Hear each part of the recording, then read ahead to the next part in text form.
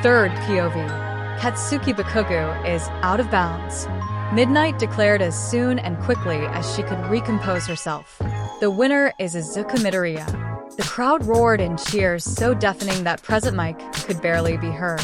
He's done it, Present Mike exclaimed while Izuku stood triumphant on the field.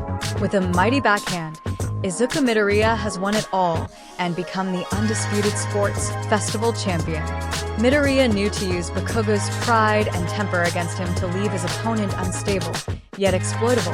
Aizawa joined in, nodding satisfied with Midoriya's victory, hoping this would be what the boy needed to overcome his past and work to be a better hero in the future. Though not the most elegant or flashy of victory, I'll say, Mike admitted. Aizawa knew that being flashy was not what Midoriya was aiming for. He could tell that he wanted to send a message to Bakugo.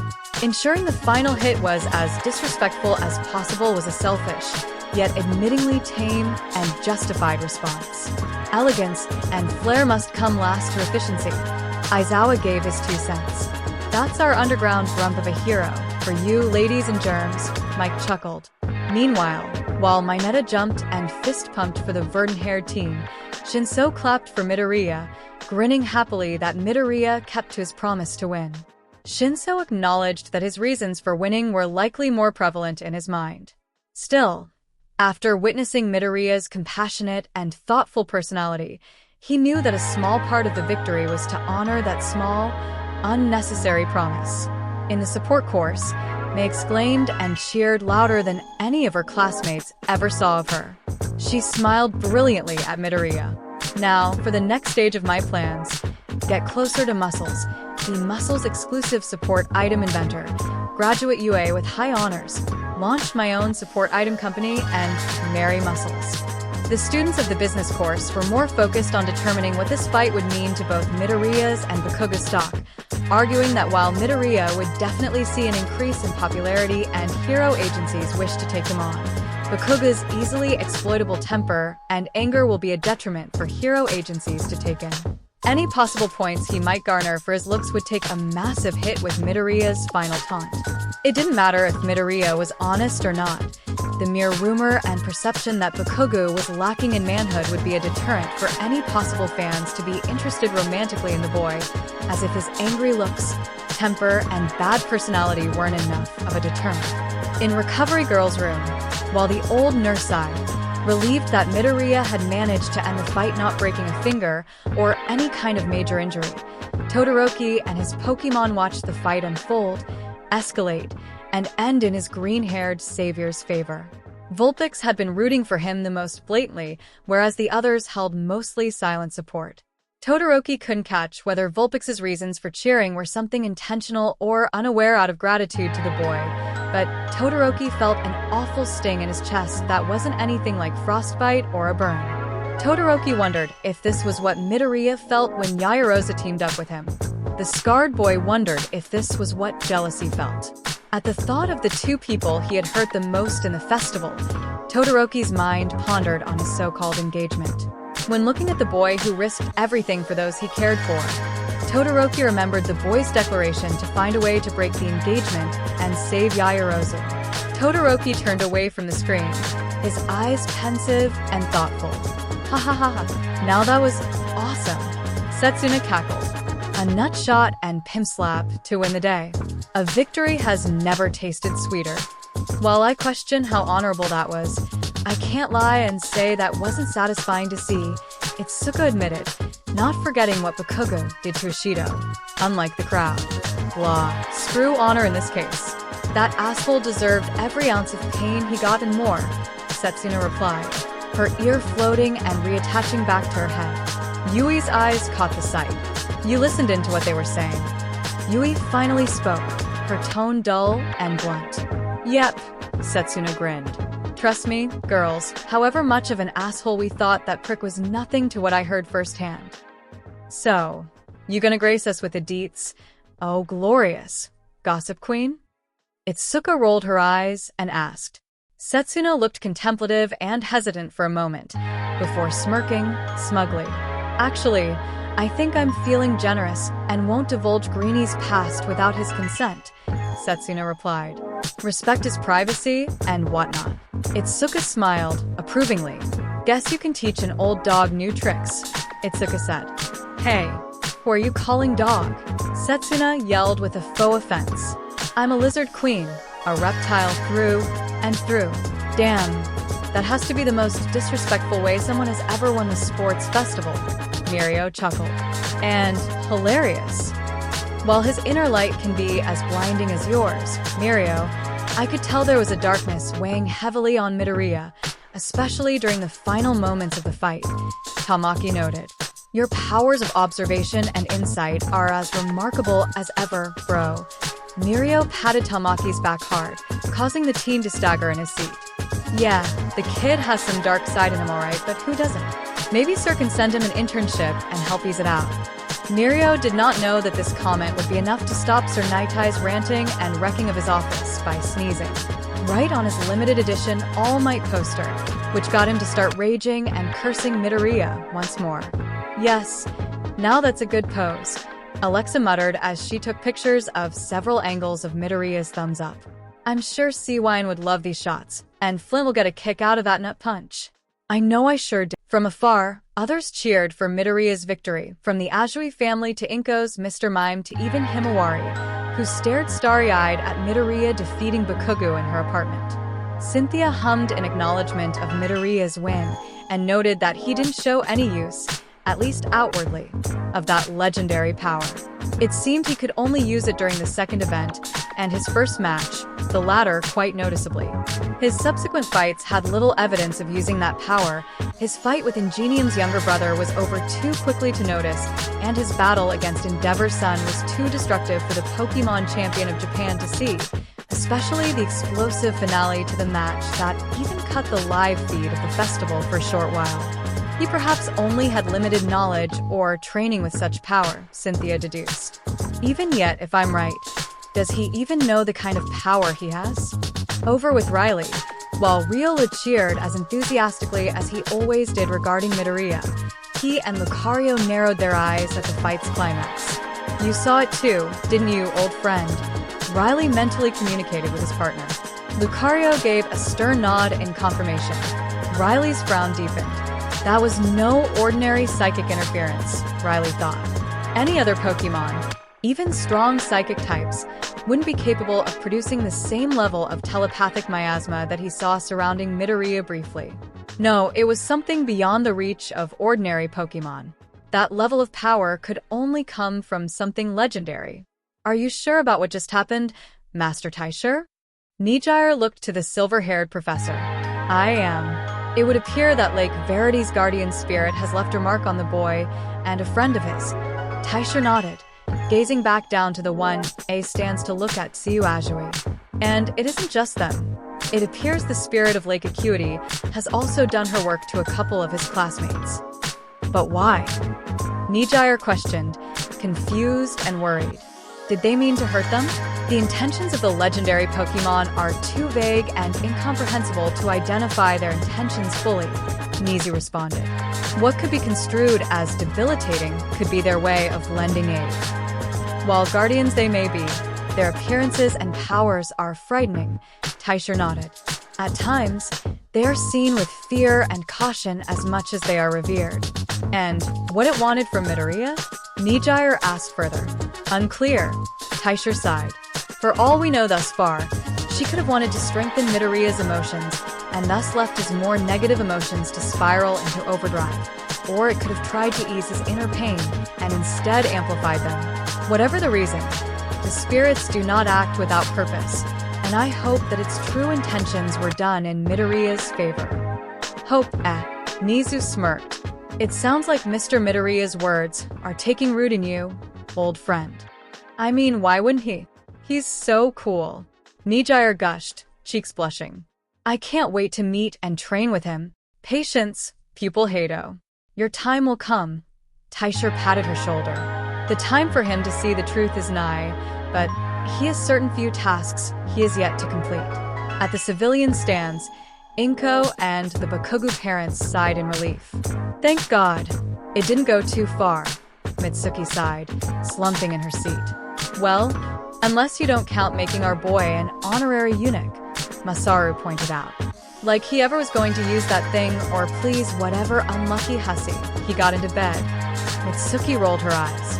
At least this could finally shape himself up. Inko didn't have as much hope as her best friend and her husband had in that regard.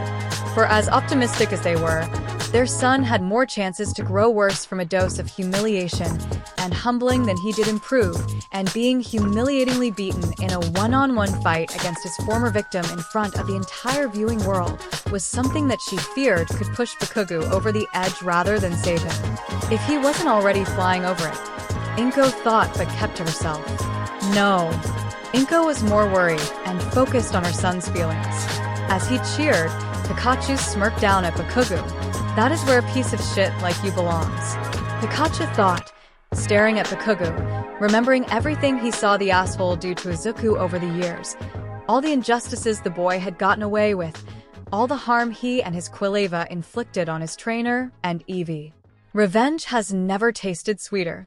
Not revenge, justice, Froakie replied through their mental link. Our master is beyond such pettiness to want something as selfish as revenge. Any enjoyment from this is one of justice for Mr. Shishido and Mr. Kirishima.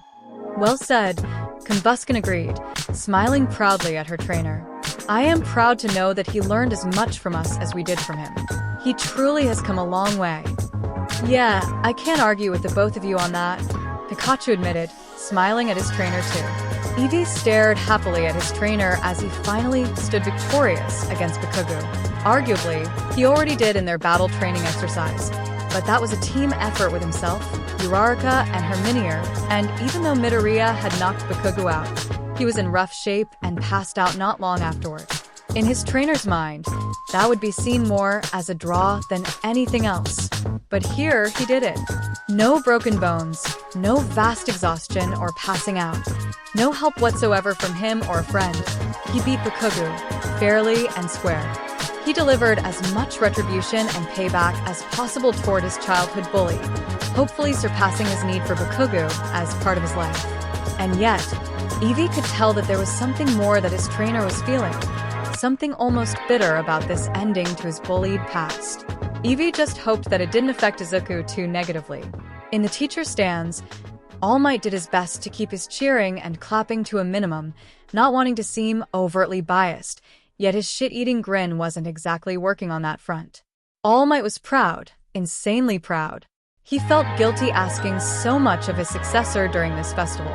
Tashinori wanted Izuku to win the sports festival so that his rise to becoming a hero and the next symbol of peace would be easier, to show a powerful figure who can stand against anything no matter the odds so that when it came time, All Might could pass that torch onto young Midoriya without the societal unrest that would come, sooner or later.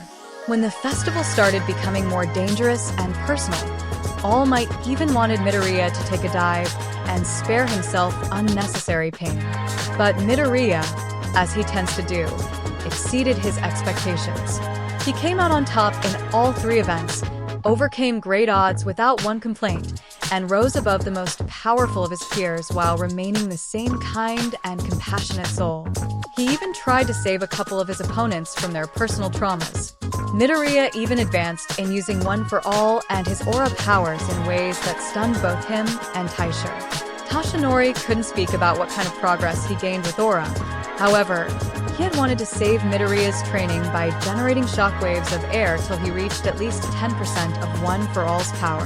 Still, he managed a less powerful blast without breaking his fingers just fine, and all on his own. Now, he stands as the undefeated winner of the festival and finally overcame his childhood bully with no help whatsoever. However, as All Might stared down his young protege, a worry began to form in his mind. You are at your core a very selfless, honorable, and compassionate person, young Midoriya, All Might thought. You help others before yourself, put their pain and misery ahead of yours, and even treat your foes and enemies as people worthy of respect and consideration. Even if it is Bakugo, I wonder how you feel about acting so against your very nature. Down at the field, Izuku was numb to the crowd's cheering or whatever Present Mike or Aizawa-sensei said. His focus was solely on his friends and Pokemon in the stands, especially Serena and Momo, as he did his best to convey he was alright, that he beat Bakugo, and that he fulfilled his promise to Momo. He won the festival in her favor, and helped ensure the first steps to saving her from her blasted quirk marriage engagement. Seeing their smiles and tearful eyes was the best reward he could have ever asked for. Then he heard his groaning. Izuku's gaze lowered to where Bakugo was on his hands and knees, his body shaking. If Izuku didn't know Katsuki Bakugo well enough, he would say he was crying, even whimpering, but no, he wasn't. At least, not outwardly. Izuku even spotted blood leaking down Bakugo's cheek from a cut on his burn scar, where he delivered the final smack. At that moment, a certain bit of shame and bitterness welled in Izuku, recalling his prior actions in humiliating Bakugo in front of millions worldwide. He couldn't ignore the vindictive pleasure he felt in repaying all that Bakugo did to him, the satisfaction of bringing his most personal and even hated foe down low. But then, he couldn't hide how much of it was against who he was. How much some of what he did was acting just like the boy on his hands and his knees did to him. Did I act no better humiliating him in front of everybody, like he did to me in Aldra? Was it not selfish of me to want to settle the score and repay him for the cruelty he had done to me? I thought I wasn't as cruel or angry as him, but I guess I wasn't. Izuku thought with self-demoralizing shame. The best of your class, and you come rushing at me like that thoughtless primate you call a classmate. Izuku remembered Shinsu's taunt while he was brainwashed in their fight. I guess we are more alike than I wanted to admit. Izuku thought, addressing this sentiment to Shinso, Todoroki, and Bakugo since he acted no different in how bitter, spiteful, and vindictive as the three of them. Wooha! You did it, Izuku! Izuku heard, and looked up to see Hagakure cheering, smiling alongside the others. We know you could do it. Yeah, man, that was awesome. Kaminari cheered while fake crying. I'm so blessed to have as cool a Pika-bro as you. You showed that bully who's boss. Mina cheered, one hand holding her sore stomach. And with no broken bones this time. Way to go, Izuku. Ochako cheered, pumping her fists into the air. Way to show him you aren't the Deku he thought you were. Seeing their smiles and cheers, a wave of comfort began to build and push back the shame. That's right. Where they had no one and fought only for themselves, I didn't, did I? Izuku realized. Just because you were bullied or mistreated doesn't give you the right to be the bully yourself. He recalled his words to Shinso while covered in those blue flames and aura, fighting to avenge Serena, Ojiro, and Aoyama for his actions. You could prove them wrong. Take that pain and grow from it, work to make a future you want. But not at the expense of others. Not by turning into the very thing you hate. But be better. This isn't about your father, it's about you. The words he yelled at Todoroki returned to him while he berated him for the pain he caused his Pokemon, especially Vulpix, his friends, especially Momo, and Todoroki himself. All the stupid decisions you made, all the people and Pokemon you've hurt, how you're destroying yourself by adhering to this stupid revenge story of yours. You're destroying yourself.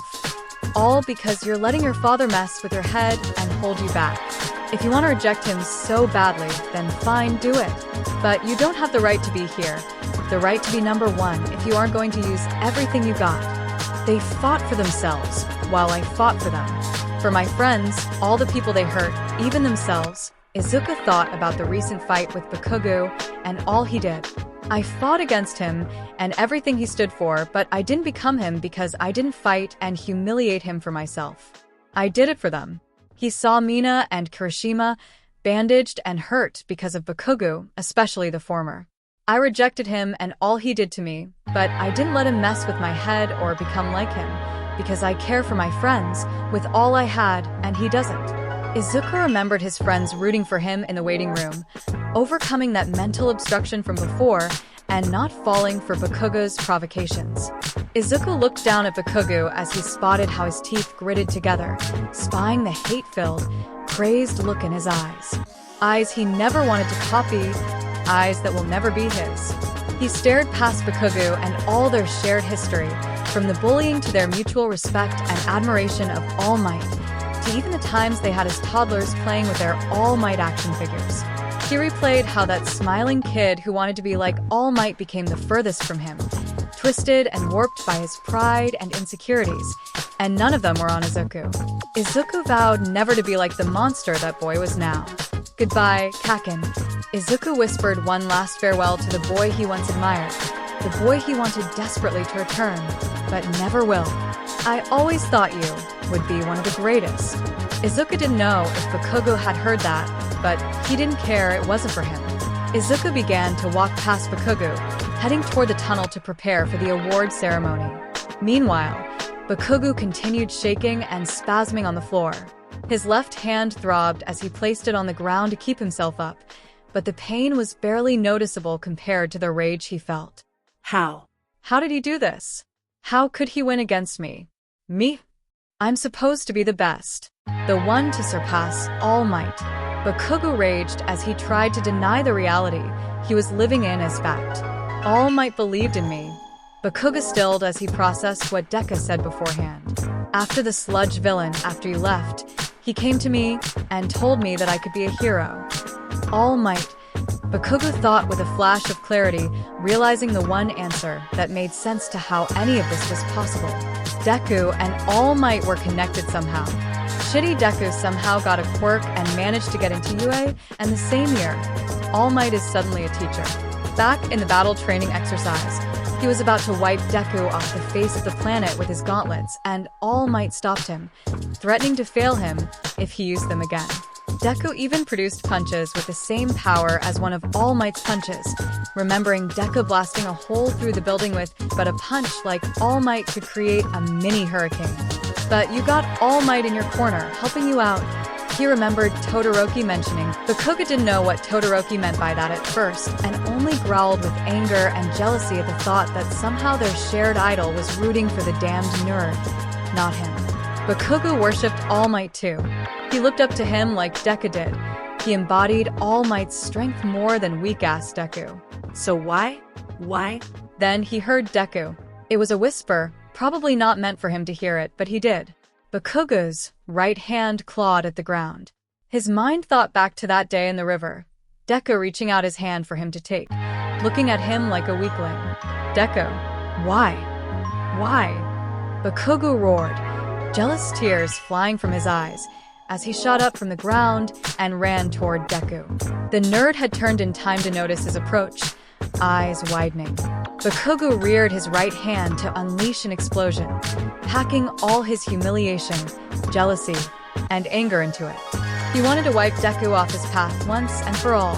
Then a purple mist enveloped them both. Suddenly, his eyes felt incredibly heavy, his mind dizzy and numb, and the explosion in his hand died out. Deku, why? Bakugo managed to growl out before darkness took him, and he collapsed on the ground. Izuku had turned when he realized the shock and fear that came upon his Pokemon's eyes, pointing at him to turn around. He did, in time, witness Bakugo racing after him to attack. Izuku felt stupid to take his eyes off the volatile blonde. Izuku had just activated full cowling when the purple mist encased them both. Bakugo went down first, probably because he was the most injured. Maybe it was because full cowling kept him awake longer, but Izuku barely heard what Bakugo growled out before he collapsed. Izuku didn't know what he meant by that, but he had little time to think about it before wooziness started to take him too. Izuku felt the flow of full cowling leave him as he fell to the ground, yet unlike Bakugo falling face first, he landed on someone's lap. A soft, warm lap. He even felt something squishy and round pressing on his face.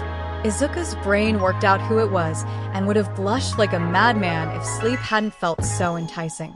Aizawa was right. You are quite the problem child, Midoriya? Midnight's soothing voice only made his eyes close further. Thank you, soft. Izuku whispered before he too fell to sleep. Midnight chuckled, slightly blushing at the last word Midoriya whispered while she brushed his soft green hair. She had walked over originally to snap Bakugo out of his tirade, so that they could proceed to the award ceremony sooner. Yet when he launched after Midoriya, she responded in turn, ripping a hole in her sleeves and blasting out her quirk to knock the boy out before he attacked the sports festival champion behind his back. If anything, Bakugo was more of a problem child than Midoriya, she thought, but she guessed that eraser meant that trouble and problems always seemed to find Midoriya more than anything. From what she witnessed of this tournament, that title was accurate. The R-rated pro looked up to see most of the girls of Class 1A were giving her the stink eye. She could only guess with Hagakure, and even Jiro was blushing and frowning in displeasure. Midnight chuckled to herself. "Oh, Midoriya, you sly dog, you. Formed a little harem of loving girls already, and it has barely been a month since the school year began." Midnight cooed at the romance and drama to unfold from this. "Oh, if only I were a little younger." Midnight teased the girls by winking at them while brushing Midoriya's soft cheek. The reaction she got almost made her break her demeanor and burst out laughing. Afterward, the sleeping Midoriya and Bakugo were taken to Recovery Girl to heal them before the award ceremony. Midnight had informed Nizu and Power Loader to restrain Bakugo on his podium. They didn't want a repeat of his actions, especially during the crowning of the festival's first-year champion. The unofficially named Dika Squad had planned to move out to see Midoriya and potentially protect him if Bakugo woke up first. Yet Ida and Momo had to step away for a call. "Hello, Mother." Ida spoke in an empty hall. "I'm sorry to inform you, but I lost." "No, son. I'm not calling about that." Ida's mother, Aoi Ida, responded, surprising her youngest son with how serious she sounded. "I mean, I'm sorry to hear that, but Tenya, please listen carefully. It's your brother." Ida's eyes began to widen. A villain got Tensei. Ida's mouth dropped while horror filled his eyes. Meanwhile, Momo also stood in an empty, dark hallway as she finally responded to her call. "Father," Momo addressed, her tone cold and curt. Daughter, I was wondering when you would respond to our calls." Her father's low tone played over her phone. "I have been rather busy supporting my friends," Momo replied, eyes narrowing. "I care for them greatly, and they in turn care for me. Must we make this any more troublesome, daughter?" Her father sighed, tiredly. "Remember our agreement? You lost. So, I expect to hear no more complaints about your arrangement, correct?" Momo's frown rose to smirk, her eyes cold and defiant. "Unfortunately, father, there has been a change in plans," Momo replied, her tone cheerful as it was chilling. "You see, I did honor our agreement, but I believe you may find the results more in my favor than yours." Her father was silent for a few seconds, most likely realizing what she meant. "I see," her father said lowly. "Be sure to expect company in the coming days, and to prepare your apologies to endeavor in advance." Momo spat out straightforwardly.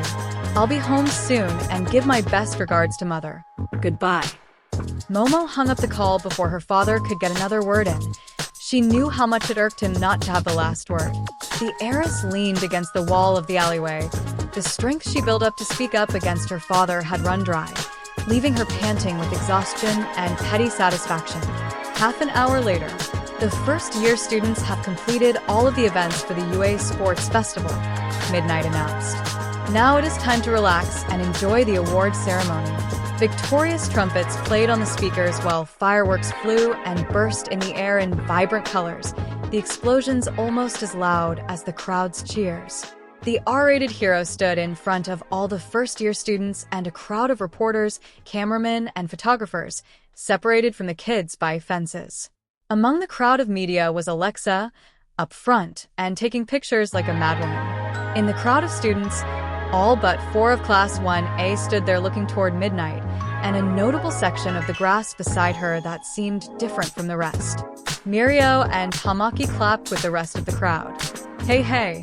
The two heard and turned to see Nijire walking toward them. "I didn't miss anything, did I?" "Nah, you're right on time, Nijire," Mirio reassured her. "They just started." "Oh, thank goodness." Nijire sighed, relieved as she sat between her 2 closest friends. Where were you, Nijire?" Tamaki stuttered out, cringing at the sound of another firework. "You didn't show back up for Midoriya's final fight."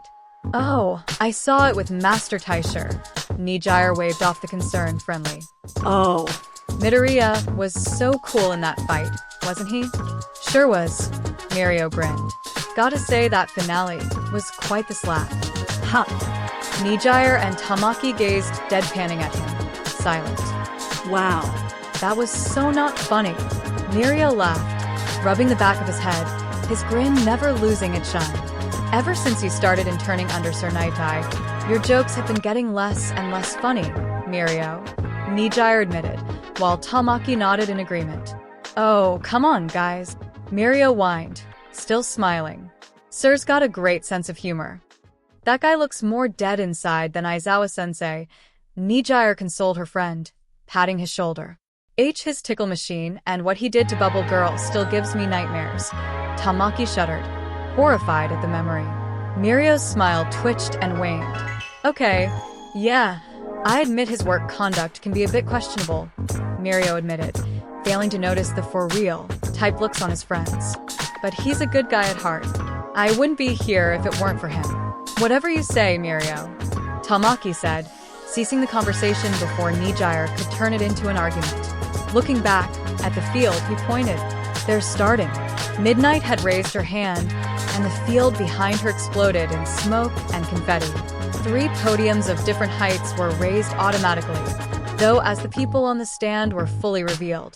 One, in particular, got raised eyebrows and nervous looks. What the heck? Jiro muttered, disturbed. He's been going nuts since he woke up, Kirishima revealed. 4 people stood on the podiums as the top 4 of the sports festival. Todoroki and Tokoimi stood side by side in a 3rd place podium. The former spotless, while the latter still had bandages wrapped around his forearms. On the tallest podium, 1st place, Midoriya stood there with his necklace containing Pikachu's Pokeball wrapped around his neck. He would have stood proudly and confidently if what was happening at the podium to his right didn't put him on edge. Bakugo was on the 2nd place podium, his body chained around a slab of concrete with his hands bound in a steel trap and his mouth in a metal gag. The explosive blonde thrashed against his bindings, his roars silenced by his muzzle. "Man, Bakugo, pull yourself together," Siro groaned, his hand covering where his peripheral would catch Bakugo, trying to seem like he wasn't at all in league with the bastard during the 2nd event. "How uncouth," Momo muttered behind her mouth over her mouth. Well, adding that to the list of Bakuho insults, Serena wrote on an imaginary pad while Mina and Hagakure nearly giggled loudly at the name. "He's acting like a feral animal," Tokoimi muttered, ashamed that he had to lose to this kind of person. Todoroki nodded, agreeing with his fellow 3rd place contender. His gaze shifted to Midoriya, seeing how the boy did his best to inch away from their raging classmate. He noticed Midoriya staring at the students and waving at them with a bright smile. When Todoroki followed the gaze, finding the green-haired teen's friends, he also noticed Yaoyorozu. His fiancée seemed to notice his apologetic stare, yet her face grew cold, and she turned away from him before it warmed back up to smile lovingly at Midoriya. Todoroki flinched, finding that he did deserve that, but he didn't know that such an act would still sting. Todoroki and Tokoimi both share the 3rd place award. Midnight informed the crowd. "Sorry if it's a little cramped up there, boys." Midnight placed a wink and kissy face at the cameras. "She's quite the media darling." Tokoimi sweat dropped. Todoroki nodded, giving a quiet hum in response. His mind was too focused on memories, specifically the one he had before the final matchup. Flashback. "What's the matter? Not going to tell me to get lost?" Todoroki turned his cold gaze at his father, standing by the foot of his bed, arms crossed and with a smug grin on his face. Shortly after Present Mike called for Midoriya and Bakugo to head to the field, Endeavor showed up in the infirmary, asking for a moment alone with his son. Recovery Girl noticed the friction in the room with his arrival, but accepted the request, informing Shoto to press the buzzer by his bed if he needed her. With that, she left to get some food, leaving father and son alone. Well, mostly alone. Todoroki's Pokemon formed a wall between the two, their gazes cold and antagonistic toward the abusive father and Pro. Even Vulpix, which Todoroki hoped was a sign that his faithful Pokemon still cared for him, even during this new silent treatment between them. Regardless of what Todoroki did to him and his conflict with them, they were still his Pokemon, and they knew the kind of man his father was, and wouldn't let the man an inch closer to their trainer. "I can see that Midoriya talked some sense into you given your behavior toward Vulpix," Endeavor continued, noting how the fox Pokemon wasn't in his Pokeball and could even sit on the same bed as his son without any reaction. He finally told you the truth about who gave him and Ninetales to you, did he? Todoroki, sitting up on the bed, remained silent, but Endeavor knew he was right on the money. Good. It would be bad in the future if you were discovered guilty of Pokemon abuse, Endeavor said. Even if it were discovered now, you could be easily exonerated under the guise of your youth and your special circumstances. You would know about the crimes of abuse, wouldn't you? Todoroki thought, bitterly, yet kept the word to his head. And then there's the matter of your quirk. Endeavor continued without any evidence of the irony and hypocrisy he spouted. You need to learn to control your left side. It's dangerous to unleash all that power. It could leave you vulnerable, as you have discovered. While you may have lost, the fact that you have finally put an end to this childish pursuit of yours is the true victory. Now, we can get back to what is really important. Endeavor stuck out his hand, only stopping when he heard Ninetales growl at him. Endeavor flinched at the sight of her, and what she represented, yet still held his hand out for his son to take. After you graduate, you'll work by my side, Endeavor declared, grinning wide and ambitiously. I'll lead you down the path of the mighty, Shoto. You're wrong, Shoto finally spoke. Huh, Endeavor said. Shoto's Pokemon turned to look at him, with Vulpix the only one still looking away from him. If there is anything that you are right about is Midoriya knocking some sense into me, Todoroki clarified, his gaze down to his hands. He told me the truth about who gave me both Vulpix and Ninetales. I finally was able to remember the past, all of it. I could see how foolish I was with how I acted about myself and how I behaved toward my Pokemon. Todoroki looked up to Vulpix, still facing away. If the public discovers what I did, then so be it. I won't plead innocent, and I'll accept whatever I deserve. I won't reveal it myself only to honor my mother's wishes and my Pokemon's choice whether they wish to stay or go. Looking at the others, Ninetales, Drizzle, and Darmanitan didn't move away. They stayed beside him and nodded, confirming their desire to stay. Shoto looked back to Vulpix. He saw the fox Pokemon giving the barest of nods. A spark of hope lit in Todoroki's chest. However, if you think my feelings regarding you could be so easily reversed, then Todoroki continued, raising and staring at his left hand. He remembered how it felt. He remembered how he felt at the last minute of his fight with Midoriya, as well as Midoriya's words. If you want to reject him so badly, then fine, do it. But you don't have the right to be here, the right to be number one, if you aren't going to use everything you got. Todoroki clenched his fist lightly. Instead, out there, for that one moment, I forgot all about you, Todoroki revealed. Endeavor let out a light gasp, eyes wide in surprise. Whether that is good or bad, whether it's the right thing to do, I don't know. Todoroki turned his head away from his father. I won't refute myself, but I still won't become you. Flashback over.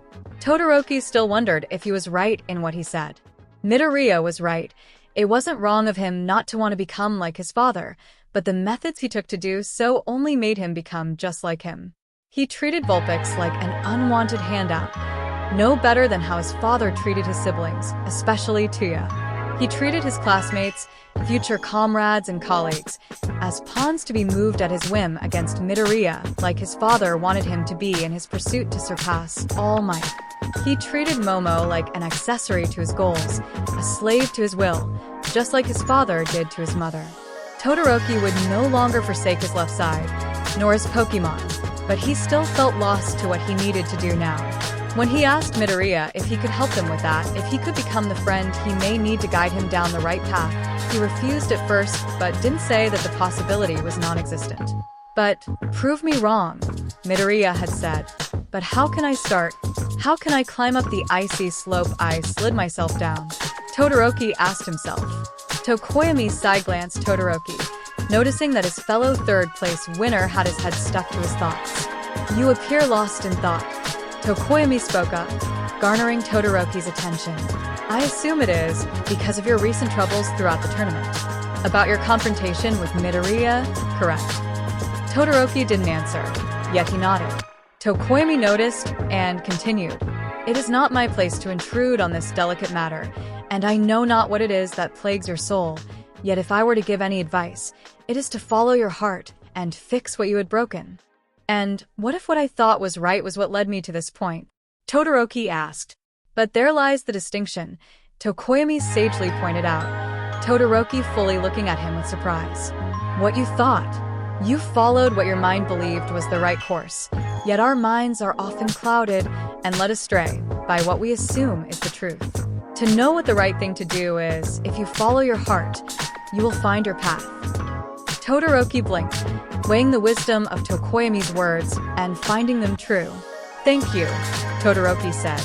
Tokoyami nodded. "It is the goodwill of a classmate to help guide each other, and the duty of a hero to lend aid to those in need," Tokoyami replied. "What you do next is up to you to decide. One can only hope for a good outcome." "Hope, huh?" Todoroki repeated the word, glancing up at Midoriya and back toward Yaoyorozu.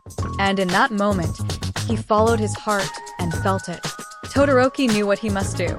Izuku stared and smiled at his friends as they clapped and cheered for him.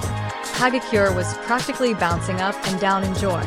Mina was eased by Ochako and Azuri beside her, all three smiling at him in their own way, Mina cheekily, Ochako brightly, and Azuri adorably. Kaminari smiled like a goof with his thumbs up, Kirishima, Jiro, and Ojiro clapped and nodded respectfully, and Aoima smilingly posed like normal. Izuku even spotted those of the other classes and courses showing him congratulations, from Mineta, who Shoji let ride the back of his neck to see over the crowd, Shinso, smiling and giving a nod of respect, Mei, who was grinning wide, bright, and excited, something that gave Izuku equal amounts of worry, knowing what makes her excited, and those of Class 1B, including Setsuna, Tetsu, Pony, and, surprisingly, Monoma. The last one, Izuku theorized, was because of how Bakugo currently was, if the shift to smugness in his smile whenever he looked at the angry blonde was any indication. Still, the best smiles he got were from Serena and Momo, the former copying his thumbs-up routine while the latter stared at him like a knight in shining armor mixed with worry. Izuku remembered their talk after he had awoken to see her by his bedside. She was so happy if there weren't other people around. Izuku would have guessed she would have kissed him, which Izuku strangely wouldn't have minded, after he had managed to restart his brain. That mood dampened when he asked what was next in their goal, to free Momo of her engagement. She admitted that he would likely have to face her parents and discuss with them. Izuku wasn't a stranger to talking with parents.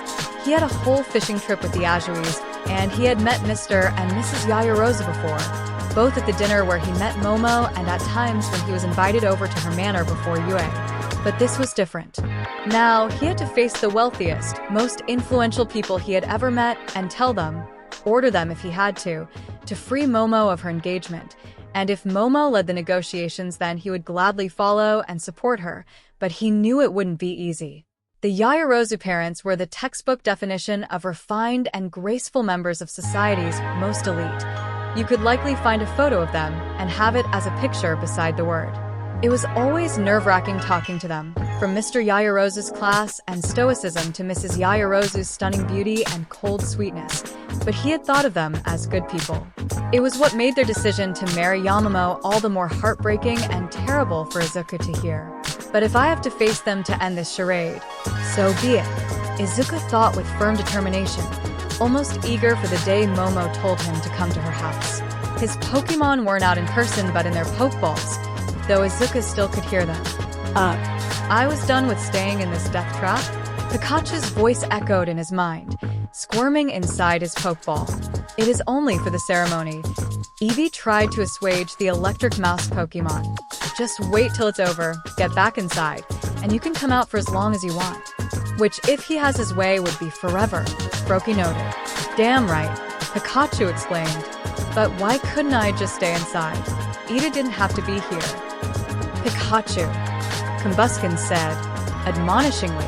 Izuku flinched. Oh, shit. Pikachu cringed. Sorry, boss. No, it's okay, Pikachu. You didn't mean anything by it.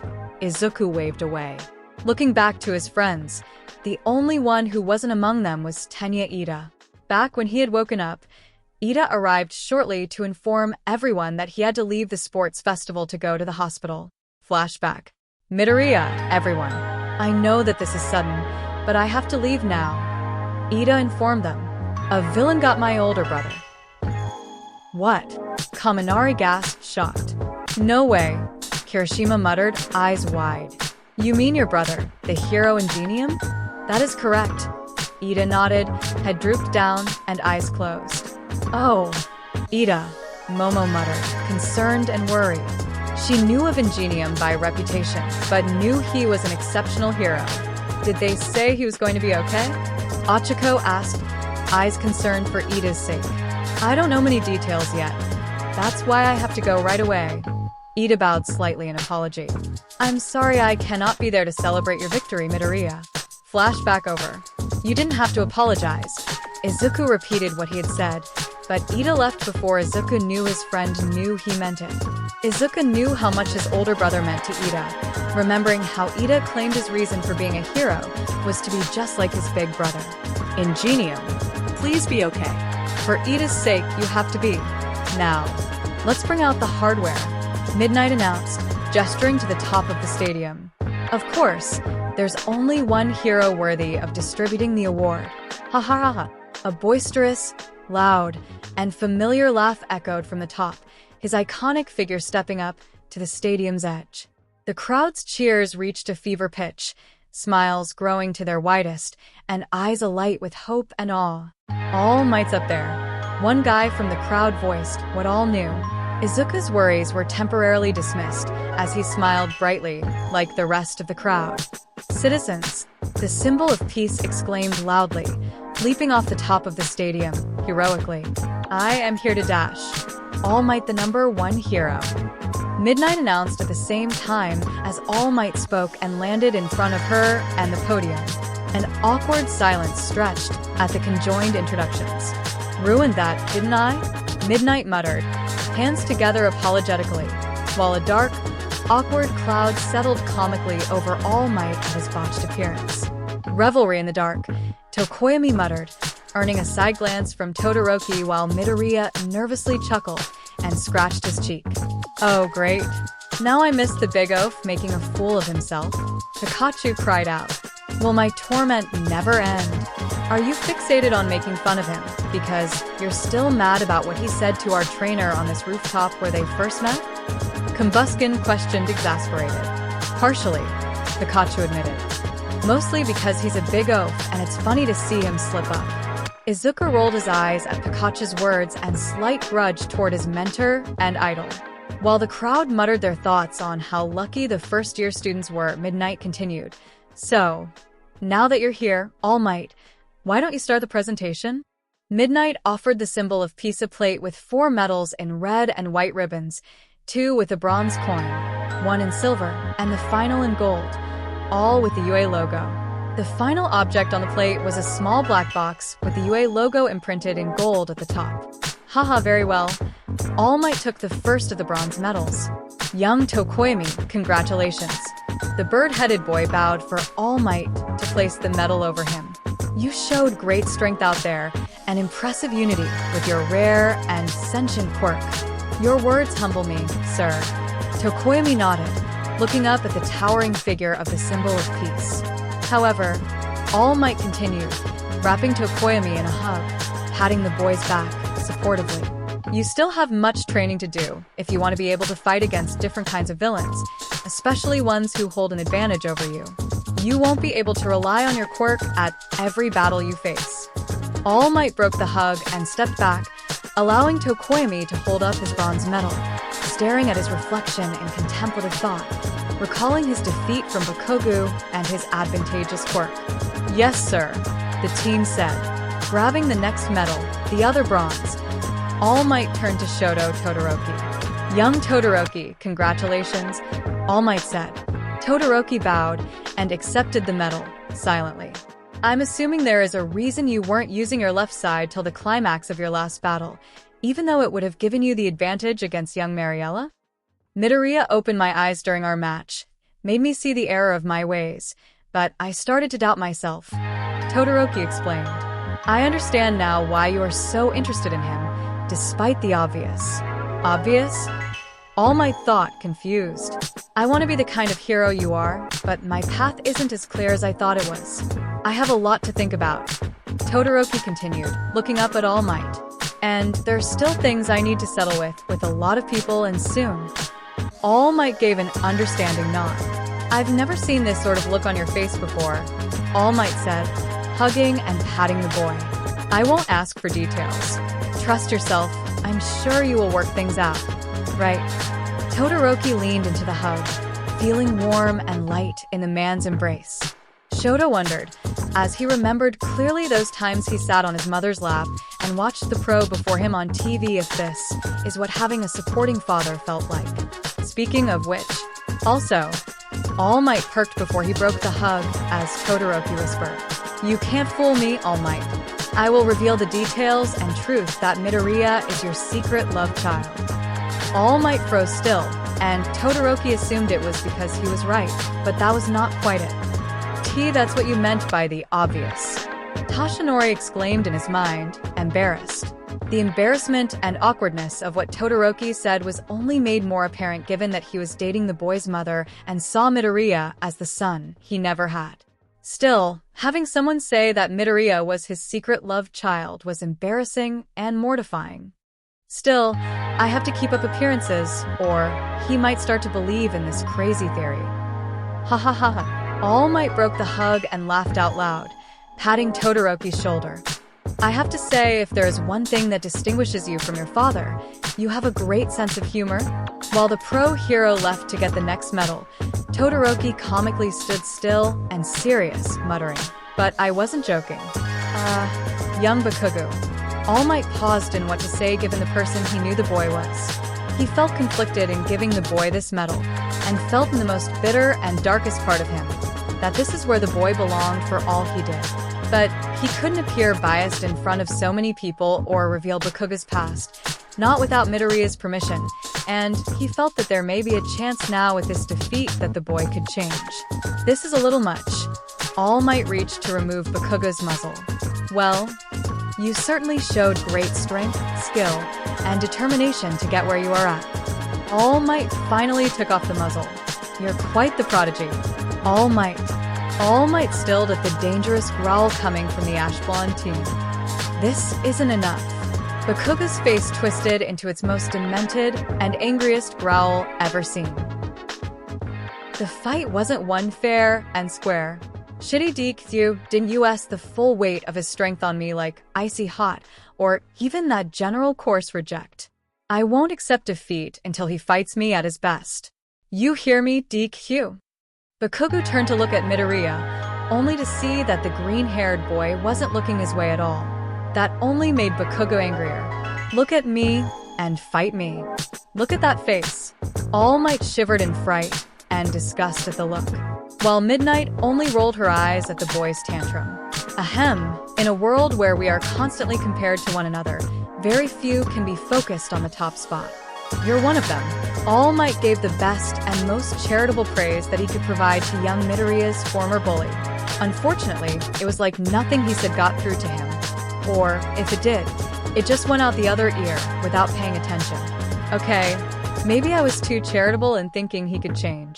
The symbol of peace presented the silver medal to Bakugo. Please, accept this medal. Even if you have to think of it as a scar, something you will never forget. More unfortunately, conflating the medal to a scar was perhaps the wrong choice of words not to further Bakugo's anger. Feeling the phantom burn on the new scar on his cheek and the sting of the cut Deka gave him, Bakugo's growling grew worse. I don't want that piece of garbage, Bakugo yelled out. Come now, All Might muttered as he tried to put the medal over Bakugo, only for Bakugo to lean back onto the cement pillar he was bound to, keeping All Might from bringing the medal over his head and only over his nose. Get that trash away from me, you idiot. Bakugo whined. Over at the stands, Mitsuki and Masaru face-palmed and groaned, respectively, at their son's still abhorrent attitude, while Inko deadpanned. There you go.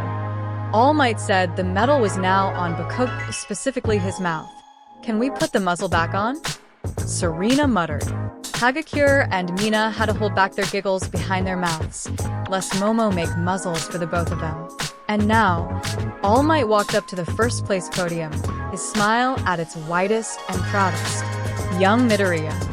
Izuku nodded in greeting, his eyes growing wet as the reality of this moment finally set in. What words can I use that can accurately describe your performance? All Might questioned.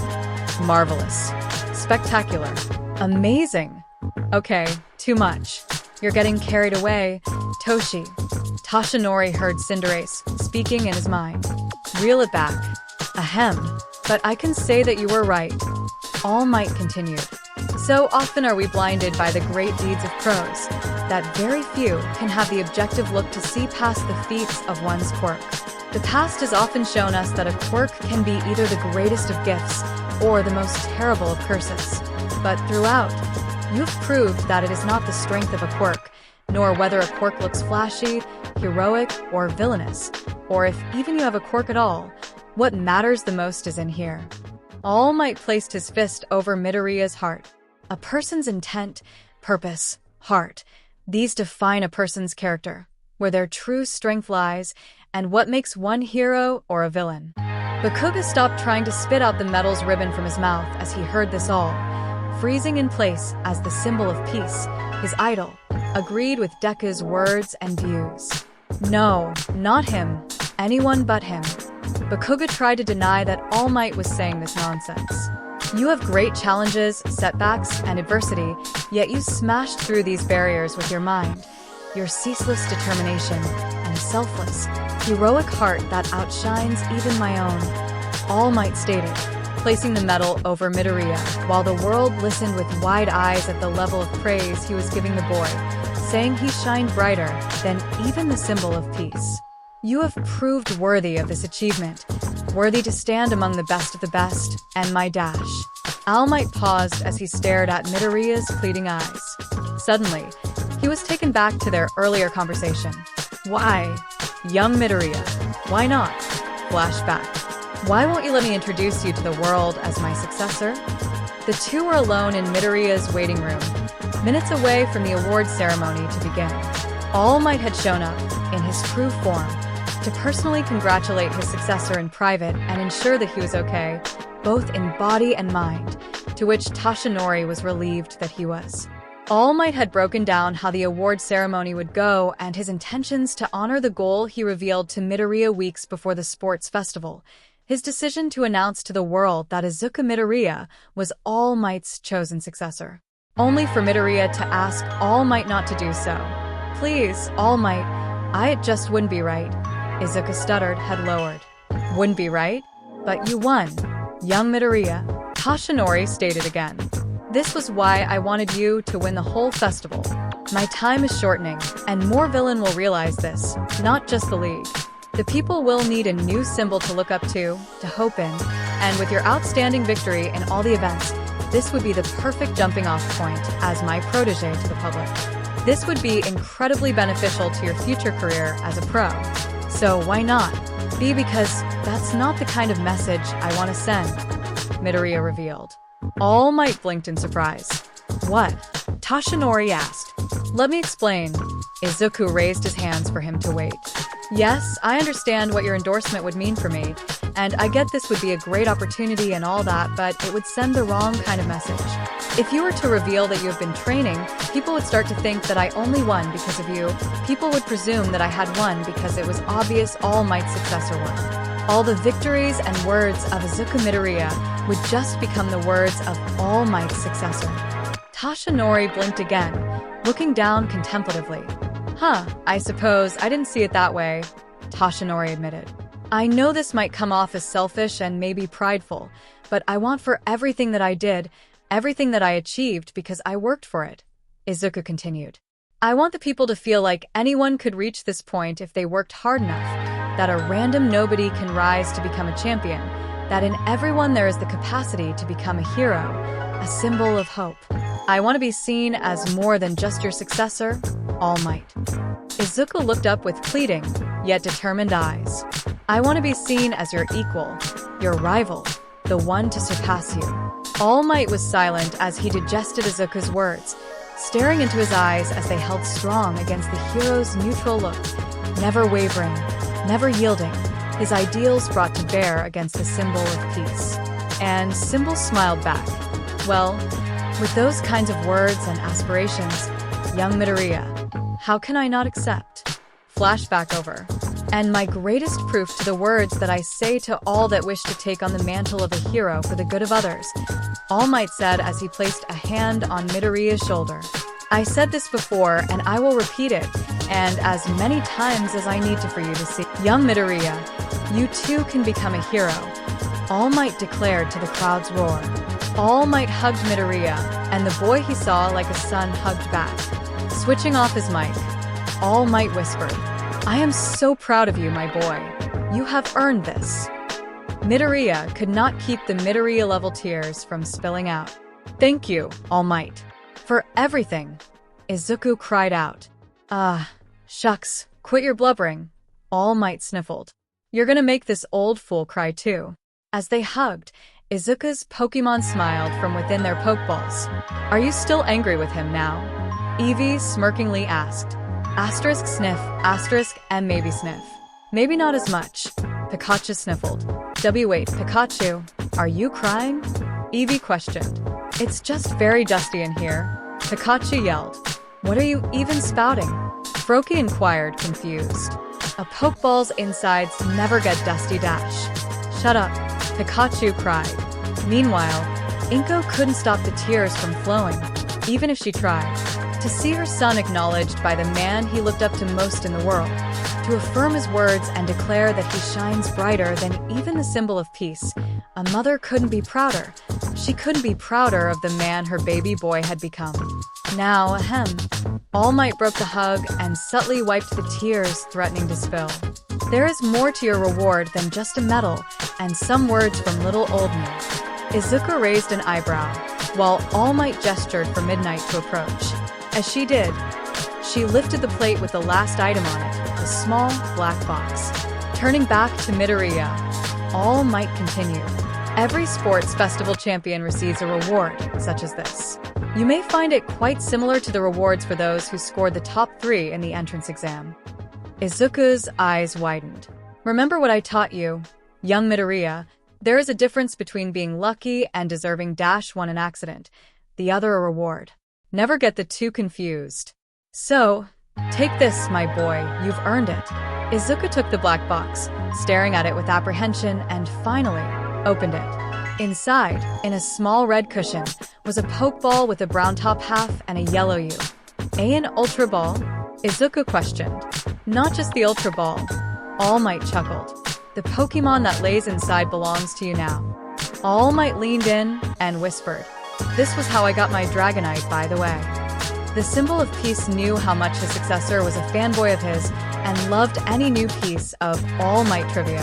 Izuku's eyes widened, and he took the Ultra Ball into his. Instantly, he could feel a connection build between him and the Pokemon inside, much like how he felt with the others. Go ahead, young Midoriya. All Might gestured, stepping back. Show us what's inside. With the pressure and expectation of everyone looking to him to do as #1 pro said, Izuku had no choice but to do so. Alright, come on out, Izuku yelled as he tossed the ball into the air. The Ultra Ball snapped open, and the subsequent river of light shined out and blasted onto the ground, the light taking shape before it sparkled away to reveal the Pokemon fully.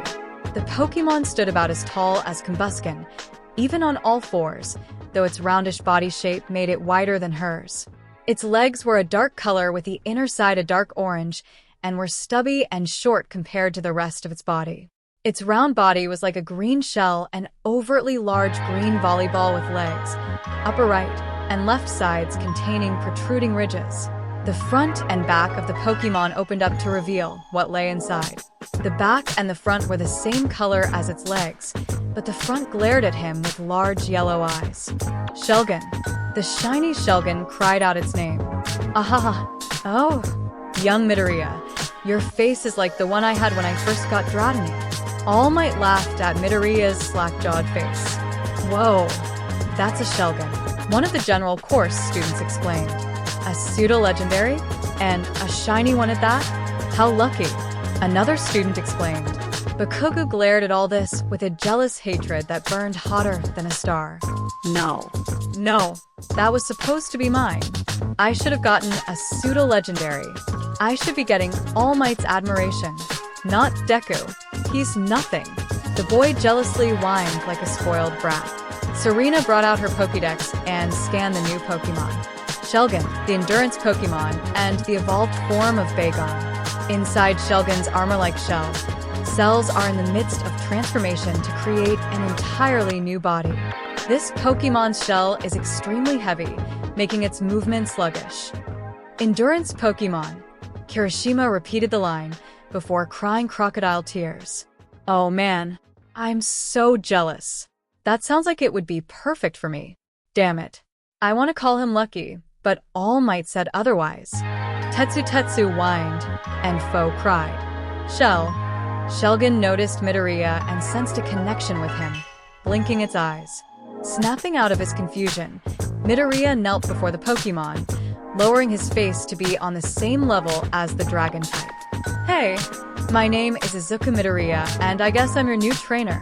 Izuku introduced himself to the Pokémon, raising a hand slowly till he brushed and pressed his palm gently onto Shelgon's head. Instantly, Izuku could feel the connection forming between them solidify, and where once was a wispy line of gas, now was a firm line connecting them.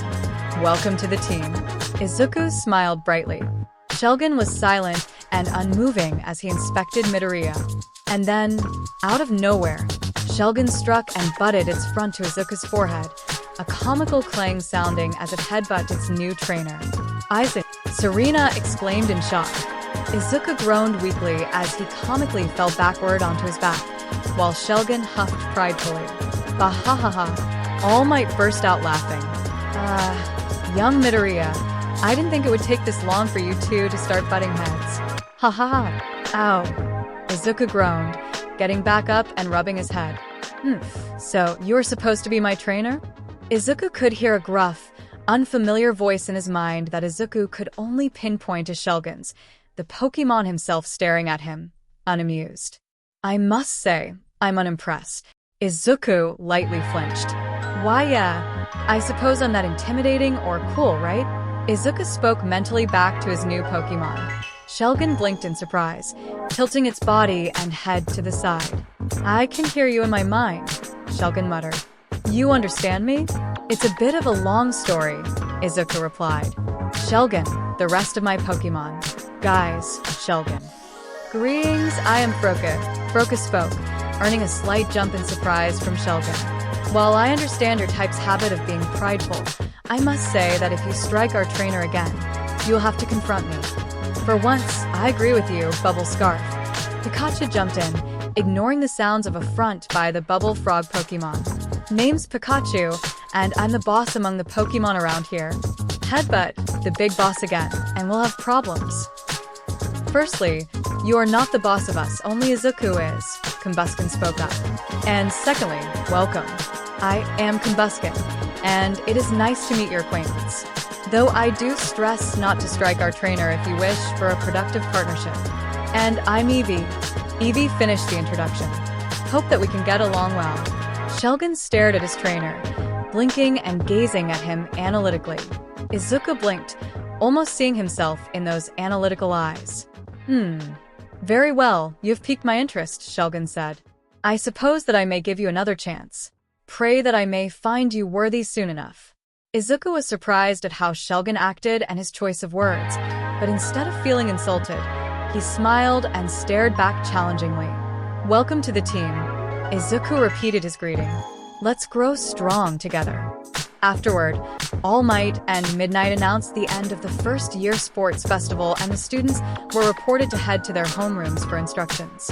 Class 1A had gathered and sat in their class with Aizawa waiting for them, and he helped ensure that Bakugo sat in his seat without provoking any kind of confrontation with Midoriya, something that grated on Bakugo nerves as he still had the second-place medal on his teeth. Aizawa informed the class that they would have the next few days off to recuperate. Before he dismissed the class, the insomniac teacher specifically called out for a few students to stay behind for a talk with a member of the UA staff.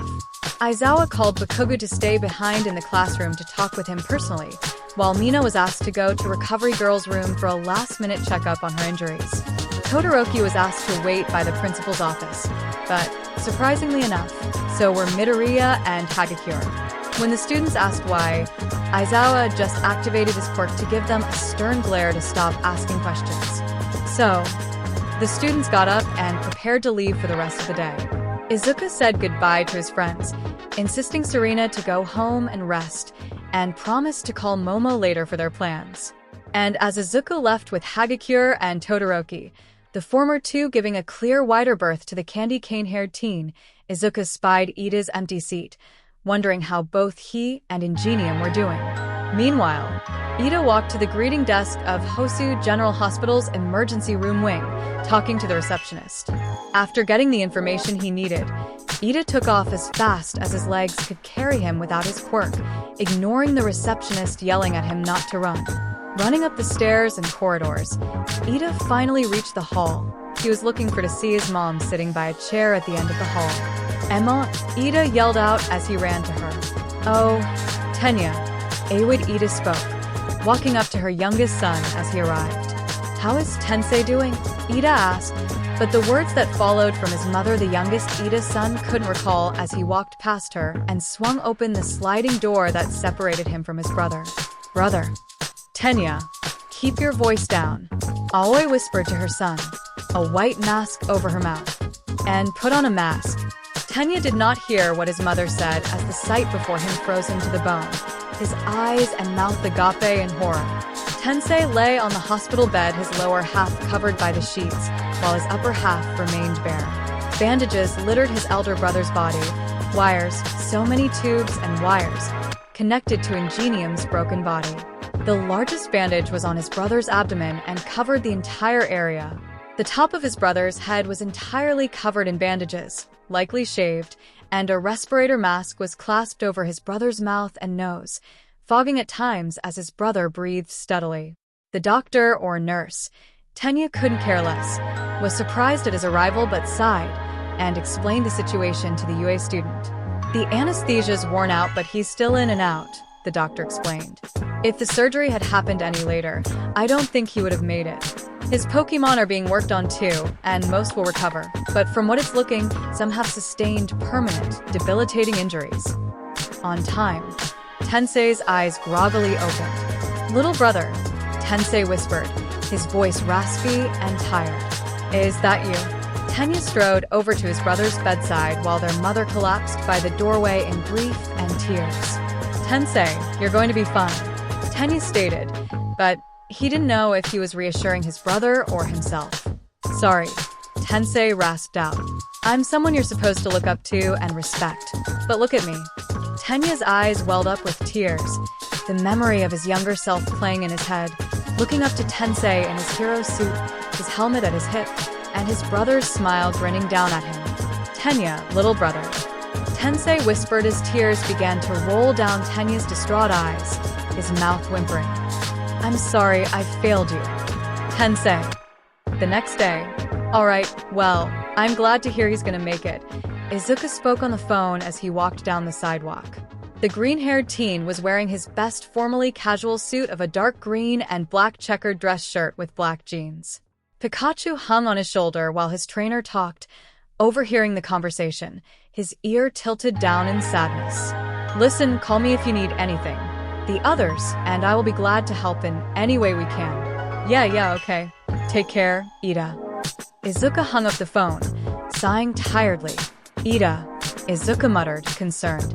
After the sports festival, Izuku and the others didn't have much luxury for celebration.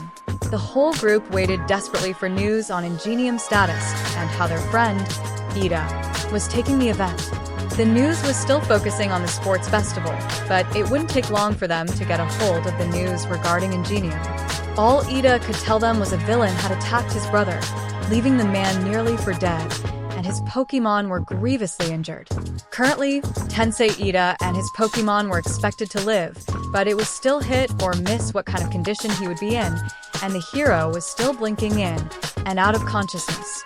Izuku and Eevee offered to use the latter's heal pulse on Tensei to ease the man's pain if anything else. However, Ida declined, saying that his brother was out of the worst of it for now, and, while he appreciated the offer, he didn't want for anything to disturb his brother's healing process.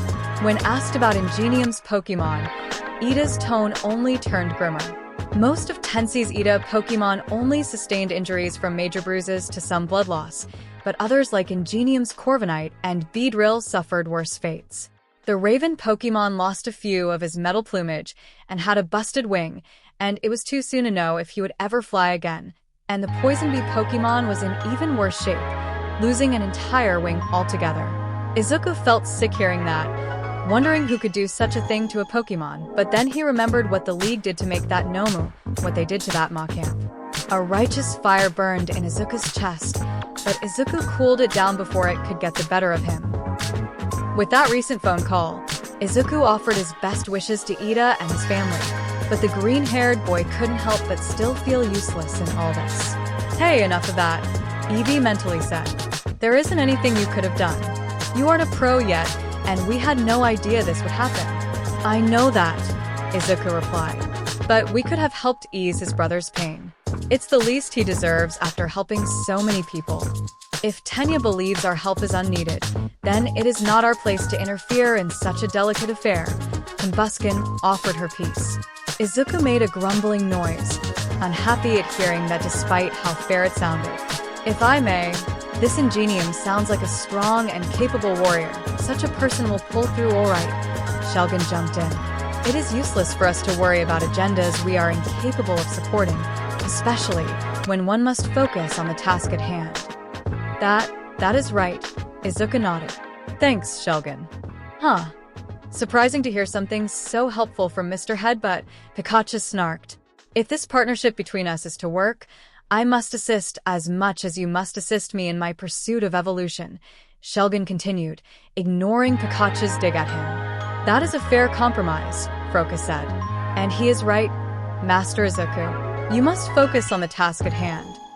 Izuku nodded. Within a few seconds, he stopped, finally reaching his destination.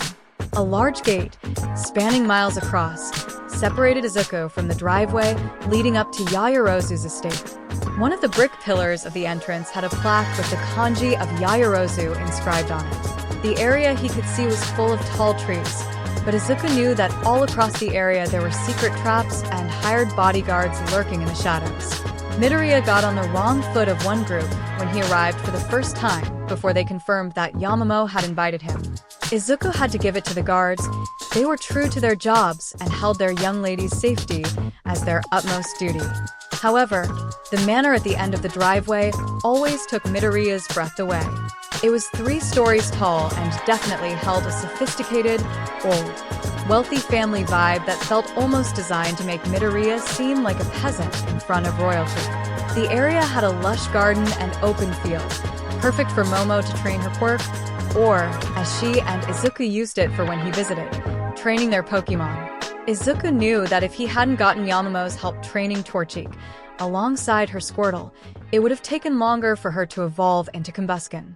Back then, he felt like an honored guest of this prestigious and wealthy family. Now he felt like he was some heroic knight striding up to a castle to save the princess. It felt honestly cheesy, but whether or not this whole situation was a bit cliché meant nothing compared to Momo's freedom. Izuku pressed on the intercom's buzzer. Izuku didn't have to wait long for a response. Mr. Midoriya, the Yaoyorozus have been expecting you. A voice spoke on the intercom before the gates opened, allowing Izuku to continue his march toward the manor. As he got to the manor and knocked on the door, a butler welcomed him in and directed him through the nice and clean manor till they reached Momo standing by a window in a red dress, overlooking the outside. The worry and anxiousness in her beautiful face made her look like a princess overlooking the outside from a caged window. Izuku lightly shook his head.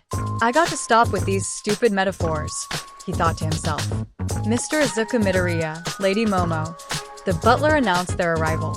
Momo noticed him and smiled, before returning her face to a neutral, trained aristocratic look. Thank you. Leave us, Momo ordered. The butler bowed and left at once, leaving the two alone in the hall. With them alone, Momo dropped the look and smiled beautifully at him. "You came." Izuku blushed. The light of the window only made Yaoyorozu's smile look like it belonged on an angel, yet the green-haired teen composed himself. "Was there ever any doubt?" Izuku asked with a smirk. It was Momo's turn to blush. "At times, but not for me," Momo replied, walking up to him and taking his hand in hers. The both of them blushed scarlet at each other's touch, yet Momo held strong and brushed her delicate fingers over Midoriya's crooked fingers and scars. "If you don't wish to go forward with this, I'll more than understand, Dash. My friend needs help." "You're my friend, Momo." Izuku cut her off, smiling softly. "Nothing can keep me away if they tried." Momo's eyes watered, forcing herself to keep her heart from pounding out of her chest. Sniffling, Momo schooled herself and nodded, a serious frown taking root. "Then let us end the charade," Momo declared. Izuku nodded, likewise serious. "Lead the way, Deputy Rep," Izuku replied. Momo gave a small smirk to that response before turning and leading him down the hall to two red doors, guarded by two bodyguards who greeted Momo with respectful nods. Momo nodded to one of the guards, who nodded back. The guard proceeded to knock on the door in a set pattern. Izuku noticed. A familiar voice spoke from the other side of the doors. "Enter." The guard opened the door for Momo. She looked back at him and raised her hand, silently telling him to wait on her call. Izuku nodded and watched as Momo went inside. Daughter," the voice, muffled by the doors, said. "Father, mother," Momo's muffled voice replied. "Is he here?" the man asked. "He has a name," Momo's voice growled defensively. Izuku smiled at the gesture. "Yes, quite," the man replied, his voice sounding unamused. "Well, send him in." The guards opened the door, and Izuku went to go through the doors, only to be stopped by one of the guards, who pointed at Pikachu on his shoulder. "The Pokemon stays outside or in his Pokeball," the guard said, a hardness that made it clear that this was non-negotiable. Izuku huffed, looking at Pikachu, who was glaring at the guard. "It's all right, buddy," Izuku whispered. "You stay out here. I got this." Pikachu was hesitant to obey, but leaped off Izuku's shoulder and remained standing in front of the guards, continuing to glare suspiciously at them. With that settled, Izuku was allowed entry, and so he went inside. Inside the room, the lowermost walls were lined with shelves full of books, reaching to the ceiling. Among them included classical literature and tomes that were nearly lost during the cultural chaos of dawning of Quirks. On the upper left and right corners were different types of artifacts and items on glass shelves. From what Izuku could make out, they ranged from Pokemon fossils, signed trinkets, and support items from past heroes that got his inner fanboy tickling with interest, and even what looked like a Mega Stone, the Mega Evolution symbol twisting yellow, brown, and orange inside the white orb. There was one item among the lineup that drew Izuku's interest more than it was simple, only a lime green rectangle, laying on a tilted stand, but it looked old, ancient, yet still pristine and untouched by the age of time, paradoxically. Izuku felt a draw to something every time he came to the Yaoyorozu estate, and it always came from this one room, the room Yamamo said was her father's office. Now, Izuku knew what was drawing him in. Looking at it, a tablet felt like less of an accurate description or name of the object.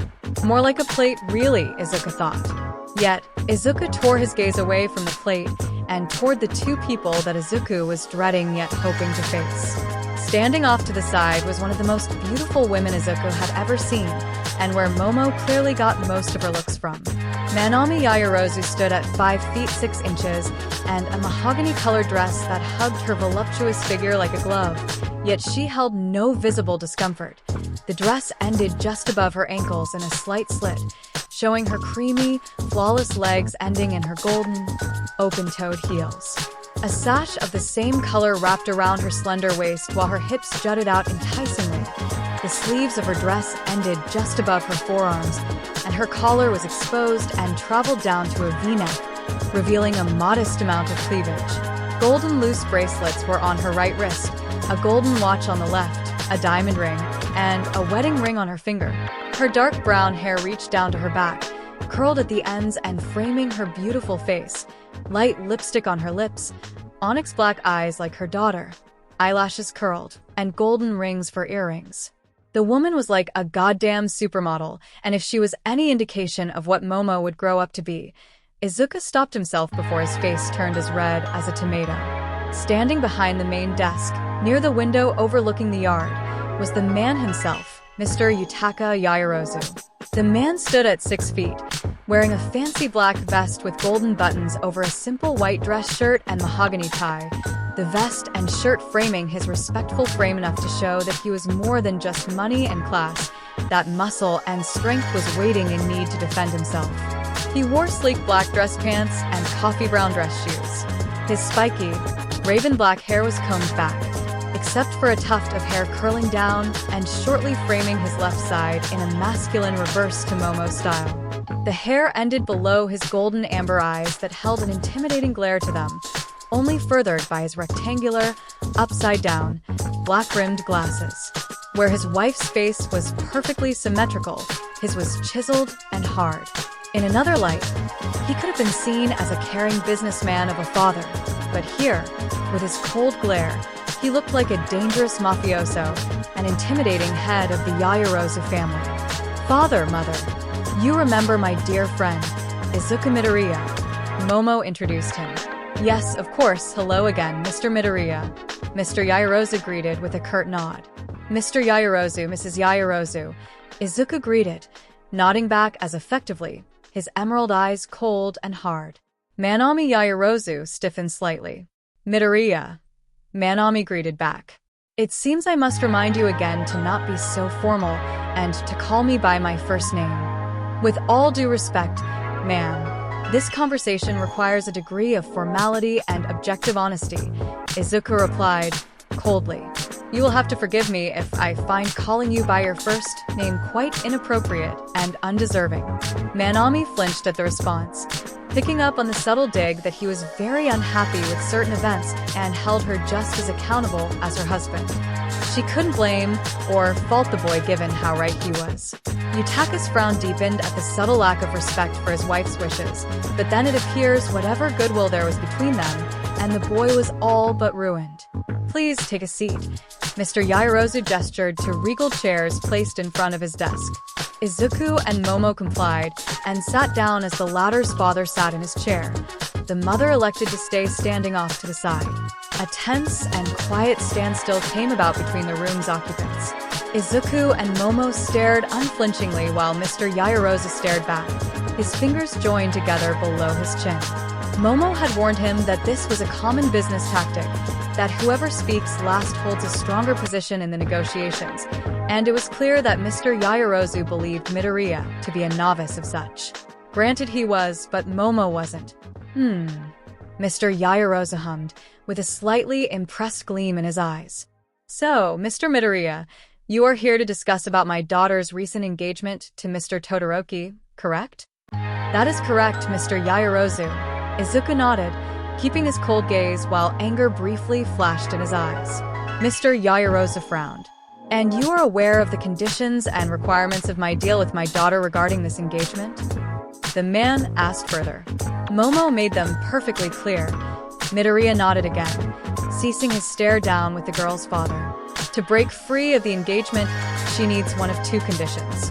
The first option was for her to win the sports festival herself, while the second was for any person with her favor winning the sports festival. And you claim to have given him your favor, daughter? Yutaka questioned his daughter. Yes, father. Momo curtly replied. Ever since he found out about the arrangement before the third event. It was Izuku who had volunteered to win for my sake, and I accepted his request. Mr. Yaoyorozu hummed again, his right pointer finger making a show of tapping his hand. And what did you request of my daughter for this act of service, Mr. Midoriya? Yutaka asked, with an air of suspicion. Money? An expensive item? Her hand in marriage. Izuku's eyes narrowed. I asked for nothing in return, Izuku replied, his voice in a low growl, save for her freedom from this engagement. Ah, so, an act of chivalry, is it? Mr. Yaoyorozu inferred. A desperate act of love, perhaps? Momo is my friend, my deputy rep in class, and a person in need of help, Izuku responded, yet he failed to keep one of his eyes from twitching slightly. I had no further incentive to offer my aid. He didn't see Momo flinching at his response. Mr. Yaoyorozu gave a low, amused chuckle. You'll have to forgive me for believing something so cliché to be the sole reason for your vested interest in my daughter's love life, Momo's father replied. Then you presume too much and know me none too well, Izuku rebutted. Or did you perhaps forget my first encounter with your family? No, I did not, Yutaka replied, narrowing his eyes. Your act in helping my daughter then was appreciated, but I'm sure you can understand how suspicious it was that you would not accept any reward and spent the next month growing close to my daughter, heir to the Yaoyorozu fortune. Even if she was heir to the richest family on earth, I would have acted the same. Izuku's narrowed eyes gleamed with a dangerous green glow. Not everyone is as greedy and lacking moral character as yourself. Momo's sharp and quick gasp was the only noise that followed into an even more tense and heavy atmosphere. Strong, harsh words from a guest boy, Mr. Yaoyorozu growled lowly. I tend to not feel inclined to show respect to someone that I found isn't deserving, Izuku retorted carelessly. You can ask Endeavor. Careless words given your recent upstart in notoriety, but I must remind you of your place, Mr. Midoriya, Yutaka Yaoyorozu growled, dangerously. You are but a regular civilian, a simple commoner in all tenets of the word. You have no idea of the games and risks that we of high station must deal with. Father, Momo gasped, affronted on Izuku's behalf, and even Mrs. Yaoyorozu looked at her husband with disapproval. I am not interested in playing games. Izuku's eyes glowed and sparked with one for all gleaming just beneath the surface. Maybe your time spent so high above us commoners has made you ignorant of seeing the simple things. Then please, boy, share with me what simple wisdom you possess. Yutaka waved to Midoriya, gesturing for him to continue as anger brimmed in the man's eyes. Gladly, Izuku spat. For one, you thrust your daughter, your heir, into a quirk marriage engagement, a practice that has not been looked favorably since the years after the dawning of quirks. When she expressed her displeasure and refusal, you denied her and continued with this absurd arrangement without her consent. And when she continued to refute you on this matter, instead of adhering to and respecting your daughter's choices, you bribed her with a deal that cost her unnecessary hardship and heartache. At most, these are grounds for parental abuse and abuse of authority. At the least, it just makes the both of you bad parents. A few moments of silence followed from Izuku's accusations. Manami Yaoyorozu turned away from the three, her face hidden behind her hair. Yutaka Yaoyorozu had adopted a new stance, a hand over enough, with the lower hand now clenching and cracking under the weight of his grip. Everything I do is for my daughter's safety, Yutaka muttered firmly. What you would call safety, I see imprisonment, Izuku spat out, angrily. Slavery. Sabotage. Momo whirled her gaze at Izuku with surprise and confusion. Sabotage. Yutaka raised an eyebrow, likewise, as lost as his daughter. Your deal with Momo caused her unnecessary heartache and pressure, remember? Izuku raised an eyebrow back at Yutaka, gazing at him like he was an idiot. That pressure, uneasiness, and distress affected her state of mind to where she was cracking at the seams. It made her unable to think as effectively as she could, and where she ultimately lost her match. Had she not had to deal with this engagement over her head, she would have defeated her opponent and advanced further in the tournament. I'm confident to believe she would have been able to defeat me. Momo gazed at Izuku with shock at such words, such confident, honest words. As hard as she could possibly imagine, she could not believe she would have stood a chance against the boy with the level of power and destruction he was capable of, how fast he could move, and how adaptive and intelligent Midoriya was in his own right. But Izuku spoke with such confidence in her abilities, her intelligence, and strength that it was hard to refute him. It took Momo everything not to break down in grateful tears. Instead, the results of your decisions clouded her judgment, and she lost, Izuku continued, heatedly. You cost your daughter the chance to proceed in the tournament and robbed her of the ability to attract further attention from the pros. And because you seem to have lost how to think simply, I'll break it down to you in a language you understand. Business. Yutaka's knuckles seemed to crack under another slight. What you sabotaged was the chance for your daughter to gain the approval of more pro-heroes, approval that would generate interest in her prowess and abilities, interest that would garner her support and attention of the media, and when our time for internships comes, she would have received more offers. With the more offers she gets, the more interest and one of her talents brings. Hell, she could have even got offers from most, if not all of the top 10 pros if she went far enough.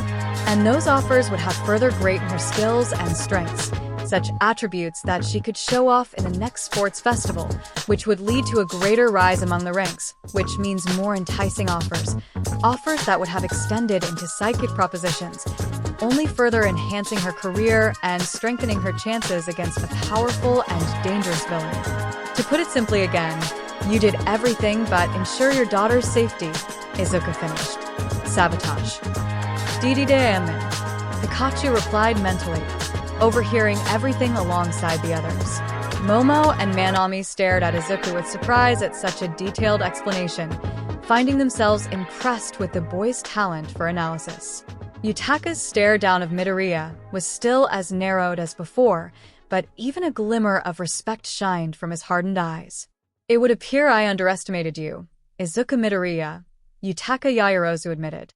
You speak wisely, yet fail to realize an important factor in your analysis. And what factor is that? Izuku questioned. Her competence and ability to succeed. Yutaka answered bluntly, earning the hurt look of his daughter, the surprised one of his wife, and the glare of Midoriya's. You believe her capable of defeating your classmate and more if she was of sounder mind and judgment. But if she is as strong and capable as you say, she would have never allowed herself to be defeated, even so easily to her opponent, or barely advanced through the second event without Todoroki's abilities. As far as my daughter has demonstrated, it would be to her betterment if she had Shoto Todoroki as a husband to defend her. Izuku rose swiftly from his seat, the rise so fast that the chair fell to the ground. The guards from outside burst from the doorway and aimed their guns at Midoriya's backside as he loomed menacingly over Yutaka Yaoyorozu and his desk, the green bioelectricity of full calling sparking dangerously around him. Everyone was at a standstill, from Momo and Manami frozen in place to Pikachu sparking electricity from his cheeks at the guards, ready to defend his trainer. Yutaka kept his hard gaze on Midoriya but raised his palm outwardly to the guards, silently ordering them to stand down. Ultimately, the guards would comply, sheathing their sidearms and reclosing the door, Pikachu likewise standing down from a mental command from Izuku. Momo Yaoyorozu is the most competent, talented, and strong person that I have ever met, Izuku declared, boldly. Among our class, she is the one with the highest grades and holds the respect of nearly everybody in the class. When the villains attacked us in the USJ, we were separated by a villain with a warping quirk. She was separated with 2 other students, and she led to them defeat the villains and save their lives.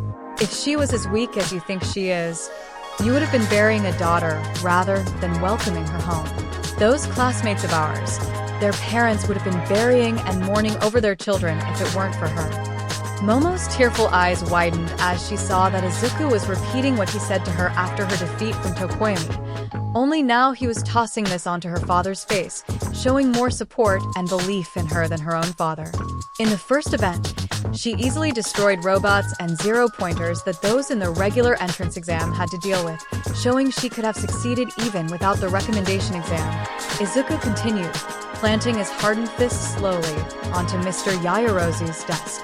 I have a friend who took the recommendation exam, too. You may have heard of her, Serena Mariella, the one who fought and nearly defeated Shoto Todoroki. She passed the exam, too, but she only got 3rd place while your daughter won 1st. Your daughter bested someone capable of trouncing your intended son-in-law and only lost because she forfeited, and she forfeited because her opponent was too much of a disgrace who was too blinded by his personal traumas. Traumas that he would have inflicted on your daughter. Manami blinked in confusion as to what Izuku had meant by Todoroki's traumas, and even Yutaka seemed curious and concerned by the implications. Todoroki was not the one who won the second event for her. It was Momo that won the second event for him, Izuku corrected the man, pressing his fist harder into the desk. She was the one who grabbed their team's flag back, while I kicked Todoroki away. It was she who stood as the biggest threat to my team, whereas Todoroki was nothing but a self-sabotaging coward. And it is your daughter who gave me the strength and encouragement to defeat Todoroki. She is anything but weak. She is strong, intelligent, and capable of anything she can set her mind on. Momo couldn't take it and covered her mouth with her hands, her tears running down like a river. Manami rushed her daughter to try and comfort her, but the moment she laid her hand on her daughter's shoulder, the girl smacked it away. Manami looked shocked and then distraught by such an action. Yutaka saw this out of the corner of his eye and flinched painfully. I am done playing nice to proud, self-centered, scum like you, Izuku growled, dangerously, as he was reminded of Shoto's actions in the festival and Bakugo's bullying and misdeeds. I made a promise to Shoto Todoroki when I found out about this situation. I promised that I would do whatever it took to save Momo from this engagement, even if I had to defeat him, his father, and now Izuku's fists crashed through and made a hole in Mr. Yaoyorozu's desk. You. So, here is how this is going to go down, Izuku growled out, threateningly. You're going to honor your deal with your daughter and break off this engagement. You are going to stay away from your daughter's love life and give her the freedom to choose whomever she wants to marry. And if you try to weasel your way out of this, if you try to threaten or sabotage your daughter's life again, no matter what you do, no matter who you sick on me, even if you make the whole world my enemy, I will do whatever it takes to tear down and take everything you hold dear and burn it in front of you for spite. Yutaka's jaw tightened at Midoriya's serious threat, realizing that the boy wasn't bluffing. To put this simply, Izuku's eyes flashed sea green. Get on board or get Out of the way. Silence weighed down on everyone in the room as if the weight of the world had crashed upon them. Both Yaoyorozu women stared at the loves of their lives with uncertain and worried eyes, while Midoriya and Mr. Yaoyorozu glared so deeply at each. Lightning seemed to spark through their gazes. Suddenly, the silence was cut by a knock on the door. What is it? Yutaka Yaoyorozu yelled out, never breaking eye contact with Midoriya. You have a visitor out here, sir. One of the guards answered. I am bussed at the moment, Yutaka responded. It is Shoto Todoroki, the guard revealed. Momo whirled her gaze toward the door, and even Midoriya's glare shook in surprise. A moment of contemplation flashed in Yutaka's eyes before he gave a response. Send him in, the man said. The guard complied, and the door opened to reveal Shoto Todoroki, who walked into the room. The scarred boy was dressed in an open navy blue dress shirt and white undershirt, black jeans, white and light green sneakers, and a bag slung around him, the strap going diagonally across his chest.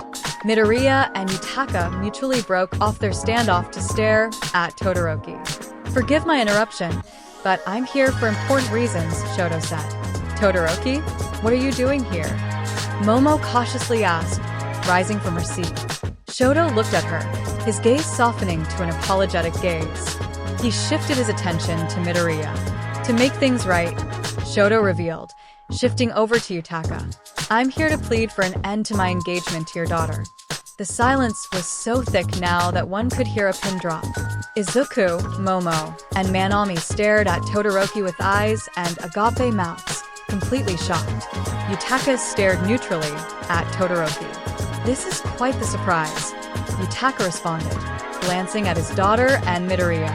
Tell me, are there any reasons for this brazen decision? If you believe that your daughter or Midoriya had something to do with this, then, respectfully, sir, you're wrong. Shoto stepped closer. In simple terms, we are incompatible. My father made this arrangement without my approval either, but I only allowed it to continue because I wanted to use your daughter as a weapon to harm Midoriya. Yutaka and Manami blinked in surprise, the former finally showing emotion. My intentions were selfish and cruel, and not at all what your daughter deserves in a partner. My resolve to fight Midoriya was born out of pride and ambition. I have done nothing to protect or keep your daughter safe, only bring her pain and sadness. It took someone to selflessly destroy their own body for the sake of your daughter to make me see the truth, but I was too late to take back what I had done to your daughter and myself. But others have told me that while I cannot change the past, I can move on and make things right for the future. Shoto bowed low toward Yutaka Yaoyorozu. I deeply apologize if this comes as a shameful act against your family, but please, I wish to no longer be your daughter's tormentor, Shoto finished. Todoroki, Izuku gasped, surprised, gazing at the boy who was once his enemy with amazement. Yutaka Yaoyorozu sat silently, his gaze hidden behind his glasses, in deep contemplative thought. Finally, Yutaka leaned back into his chair and said, "Your request has been heard and your honesty appreciated. However, it comes but a moment too late. My decision is final." All parties stared at Mr. Yaoyorozu in surprise. "I will contact your father to inform him of this development and see that his betrothal gift is fairly compensated back." Momo's eyes widened, her mind connecting the dots. "Why you mean dash? Your engagement is cancelled," Yutaka Yaoyorozu declared. "You, my daughter, are free to choose whomever it is that you desire." The tears returned to Yaoyorozu's eyes, her shoulders slumping as if a huge weight was lifted from her shoulder. Instantly, she tackled Midoriya into a bone-crushing hug, pressing her face into his eyes, her tears staining his shirt. "Thank you, thank you, thank you," the joyful heiress cried and repeated, though no one knew if she was talking to her father or Midoriya. Yes. "Hallelujah!" Pikachu cried out from outside, but Izuku understood while everyone just heard the Pokemon cry out his name. I must admit, I'm impressed," Shulgin admitted, impressed with the display of confidence and strength he displayed over this socially powerful man. "Well done. To all of you," Combuskin congratulated Midoriya. "Please, convey my thanks to Yaoyorozu and hug her back already." What she said, Eevee and Froka both said. Izuku's stunned face morphed into a small smile and pleased, tired, wetting eyes. Midoriya wrapped his arms around Yaoyorozu, patting and stroking the back of her head gently. "It's okay, Momo. Just let it all out," Izuku whispered comfortably. "That's why I am here, after all." Momo hummed and nodded in response, unable to convey words at the moment. "Thank you for accepting, sir." Todoroki bowed again. "You're welcome, but make no mistake. This had nothing to do with what you said, Mr. Todoroki," Yutaka replied, looking to Midoriya. "My mind was mined up before we even knew you were here." "I see," Todoroki muttered, disappointed. "Then I apologize for wasting your time. On the contrary, your words only cemented my decision and proved that my recent choices have brought much shame and hardship for all of us." Yutaka rose from his seat, fixing his tie. The head of the Yaoyorozu family gave a small smile. "Take heart, Mr. Todoroki. Your words were appreciated and received." "I see," Todoroki muttered, again, not quite as disappointed, but relieved. "I also did not lie when I said that everything I did was for my daughter's sake, Mr. Midoriya," Yutaka continued, Momo and Izuku breaking free of their hug to stare at the former's father. "It is only to my shame that a boy showed more faith and support to my daughter than I myself did." Yutaka bowed his head. "I am truly sorry, my daughter, for the pain that I caused you. It is something no father should ever bring upon their child, and it is something that I should have never inflicted on the one that I care for the most." Momo stared at her father surprised, yet with an uncertain and questioning look in her eyes. "I accept your apology, father," Momo replied, nodding back, yet her mouth remained a firm line. "But nothing has been forgiven. You and mother, both, are not forgiven, not for what I know you both had a hand in." Minami's hopeful look fell into accepting sadness and shame. Yutaka sighed reluctantly. "I understand." Yutaka accepted. "Well, if this is all that you need of us, then please leave at your pleasure. Dinner will be taken to your room at your request, daughter." Momo nodded, grabbing Izuku's hand and leading him out the doors of her father's office, Pikachu following along. Todoroki bowed once more before taking his leave in chase of his two classmates, leaving Manami and Yutaka behind in the latter's office. Outside the Yaoyorozu manor, Momo had tackled Izuku into another grateful hug, muttering multiple thank yous and other grateful platitudes while trying to squeeze the life out of Izuku's body. Finally, though, they turned to acknowledge Todoroki, who by now was awkwardly standing there, waiting on them. While I appreciate your attempts to make things right, Todoroki, nothing has changed between us either, Momo announced.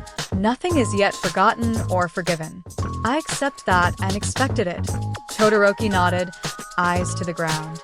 That also doesn't change that I'll continue to try and make it up to both of you, as well as the rest of our class. Izuku realized that Todoroki must be seriously taking to his challenge to prove him wrong, that the two of them could be friends if Todoroki atoned for all he did. A bitter part of Izuku wanted to squash Todoroki's hope for that outcome, but then he wouldn't be himself if he did that. Even if this hope appeared heedless and uncertain, even to himself, Izuku would still give Todoroki the chance to prove himself. Thank you for trying to help, Todoroki, but I still have a question. Izuku spoke. How did you know that we were going to talk with Mr. and Mrs. Yayarosa today? I only told the others that I would be busy today.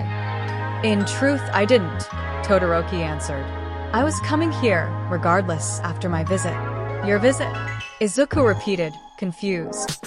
My mother, Todoroki revealed, surprising Izuku and Momo. Before I came here, I visited my mother in her mental hospital for the first time. Wait, what are you talking about? Momo asked, confused. It's a long story, and only something that Todoroki can share, Izuku replied, his hand on her shoulder. Izuku looked at Todoroki and gave a small nod. No matter what he did, Todoroki's secrets and his past are his own to share with, just like his decision to share the past with his friends only yesterday. Todoroki nodded back, gratefully, before continuing. Ever since that day, I thought the sight of my left side would bring her nothing but pain, so I never visited. Todoroki explained, memories of earlier in the day replaying vividly. But me and her, we will always be bound together, by blood and our past with my father. Todoroki lifted his left hand, staring at it while he thought of the nervousness he felt when looking at the door to his mother's room. So, if am I going to truly give it my all like you said I should, if I'm ever going to be the hero I want to be, I needed to see her. I need to talk to her. Izuku could see just how meaningful that moment and decision was to Todoroki. How was she? Izuku asked. She was beautiful. Todoroki breathed out, remembering his mother's snow-white hair, her surprised and happy eyes, her loving smile. We talked and we both apologized to each other, me for what I did to Vulpix and in her name, and her for what she did to me. Shoto clenched his fist. She said she saw me on TV at the festival, and she wanted to thank you for getting my head on straight. Shoto looked up to both Izuku and Momo. I'm going to make things right to everyone. To you both, to our class, to Vulpix and her. I won't rest until I free her from that place. Izuku gave a small smile and nod to Todoroki, happy to see that he truly did help save this lost and broken boy back to the light. I'll look forward to it, Izuku said. Todoroki nodded and turned to leave, before stopping. Oh, and Midoriya. Todoroki looked back. Professor Taisher said to gather at Tatooine Station with our gear tomorrow at 7 sharp. He'll meet us there. Izuku nodded, and with that, Todoroki left. What was that about Professor Taisher? Momo asked, confused.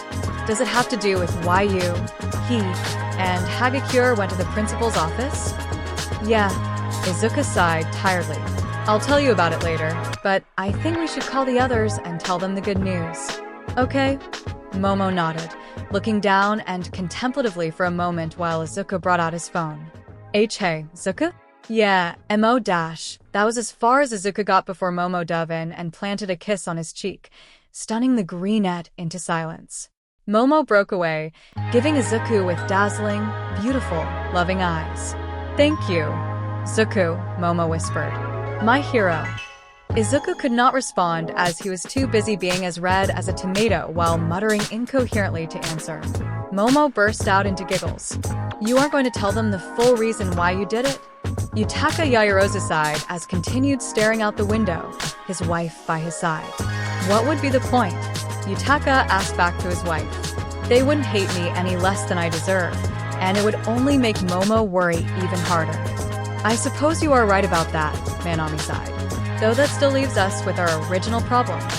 When our daughter's engagement is revealed to be null, they will start hounding us again. Yutaka nodded.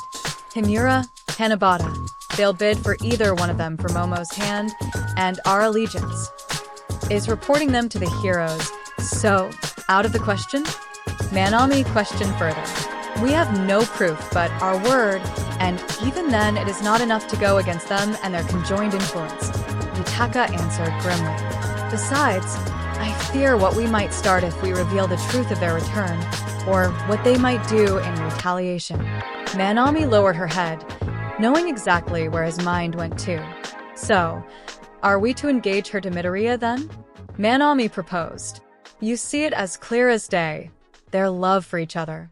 Even if they don't realize it yet, such a union she wouldn't be so against. Perhaps, Yutaka agreed. But then we wouldn't have learned our lesson and be right back to engaging our daughter without permission, and I do not want to push her away any further than we have. Then let's do anything official, Manami suggested, garnering her husband's attentive gaze. When asked, we will say that we found a new match for her. We won't say any names. We won't say it's official, but it will be enough to push them back until those two confess, and then we will tell them. Yutaka smiled, pleased with the suggestion. You always know just the right answer, my love. Yutaka wrapped one arm around his wife. Just like you said, Taka. Manami smiled, looking out the window to see Midoriya and Momo video calling their friends, likely to tell them the news. Everything we do is for our daughter. As they continued staring out and watching over their daughter, none in the room, now and before, noticed what was happening off the side. Ever since Midoriya's eyes glowed sea green, the inscription on the plate began to glow. Later at night, in a rundown, abandoned apartment in Hosa City, the man with the bandana sat on a couch, watching a rerun of the sports festival, while his Bisharp and Galade rest in the corner. The man divided his attention to staring at the TV screen and sharpening his katana. The man witnessed much and found a lot that he found unpleasant. The Bakuga boy was nothing but a savage, and he growled and cursed hatefully when the crowd so easily forgot about his brutal actions against that girl and started to cheer for the boy later on. He normally doesn't target children. They still have years before they can learn the error of their ways, but that boy was beyond redeemable. He decided if he saw him face to face, he'd make an exception. The Todoroki boy was not too different. The son of Endeavor, the most unheroic fake of them all, and he appeared to act no differently than his father.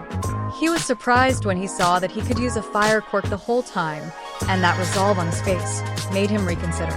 Perhaps there was hope for him yet, but he wouldn't hold his breath. The boy was still Endeavor's blood, and blood ran thick. He even balked at the pink-haired girl, Hatsum he believed, and the other blonde one, Kaminari, for making a mockery of the sports festival. The boy was weak and unprepared for the true dangers of this warped society, and in his mind, he guessed he was just another fame-hungry kid who would go on to be another fake. Then there was that girl who turned what should have been a battle of honor to decide who was strongest, and turned it into a goddamn commercial for her support items. It seems even the support item department is riddled with fame-hungry parasites. He wondered if he should expand his clientele. There were bright spots, though, he supposed. The Mariella girl showed promise. She could have defeated the Todoroki boy and been done with it, like fake desperate to win, and have all the glory, but she stopped at the last moment and quit. He saw that she was looking at Todoroki with something equivalent to disgust and pity.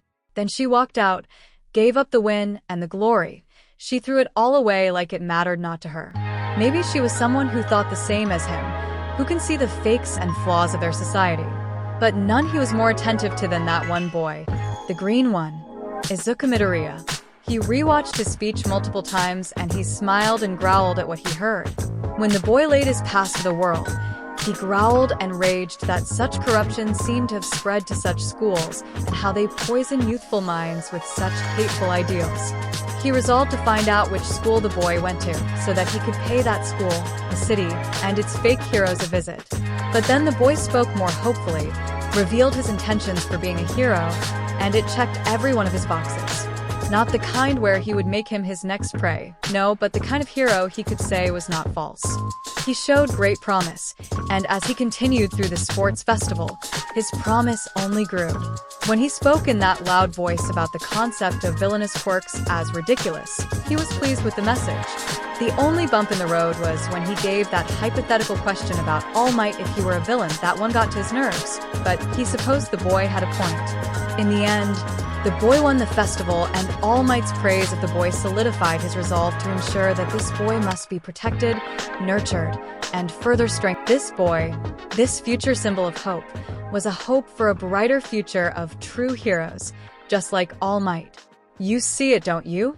The hero killer growled as he paused on the boy's smiling face, a smile so similar to All Might's. This warped society mired by hypocrisy, vanity, and greed? Good, that's good. Grow in strength, Izuku Midoriya. Show the others the path to a brighter future, while I work my magic out here. Soon, we will both open their eyes. We will show these so-called heroes the face of this society they created. The hero killer paused before whirling his katana toward the figure that appeared to his right, his blade going through the smoking purple mist of a stalker. Please remain calm. We are of the same mind. The hero killer gazed at the new arrival with suspicion. I have been searching for you for quite a bit, Hirojiri explained, his yellow eyes meeting the blade-wielding killer. I heard of your exploits and wanted to meet you in person. The villain's bloodshot eyes continued glaring with suspicion, but also intrigue. I think you'll be interested in what I have to offer, Hero Killer Stain.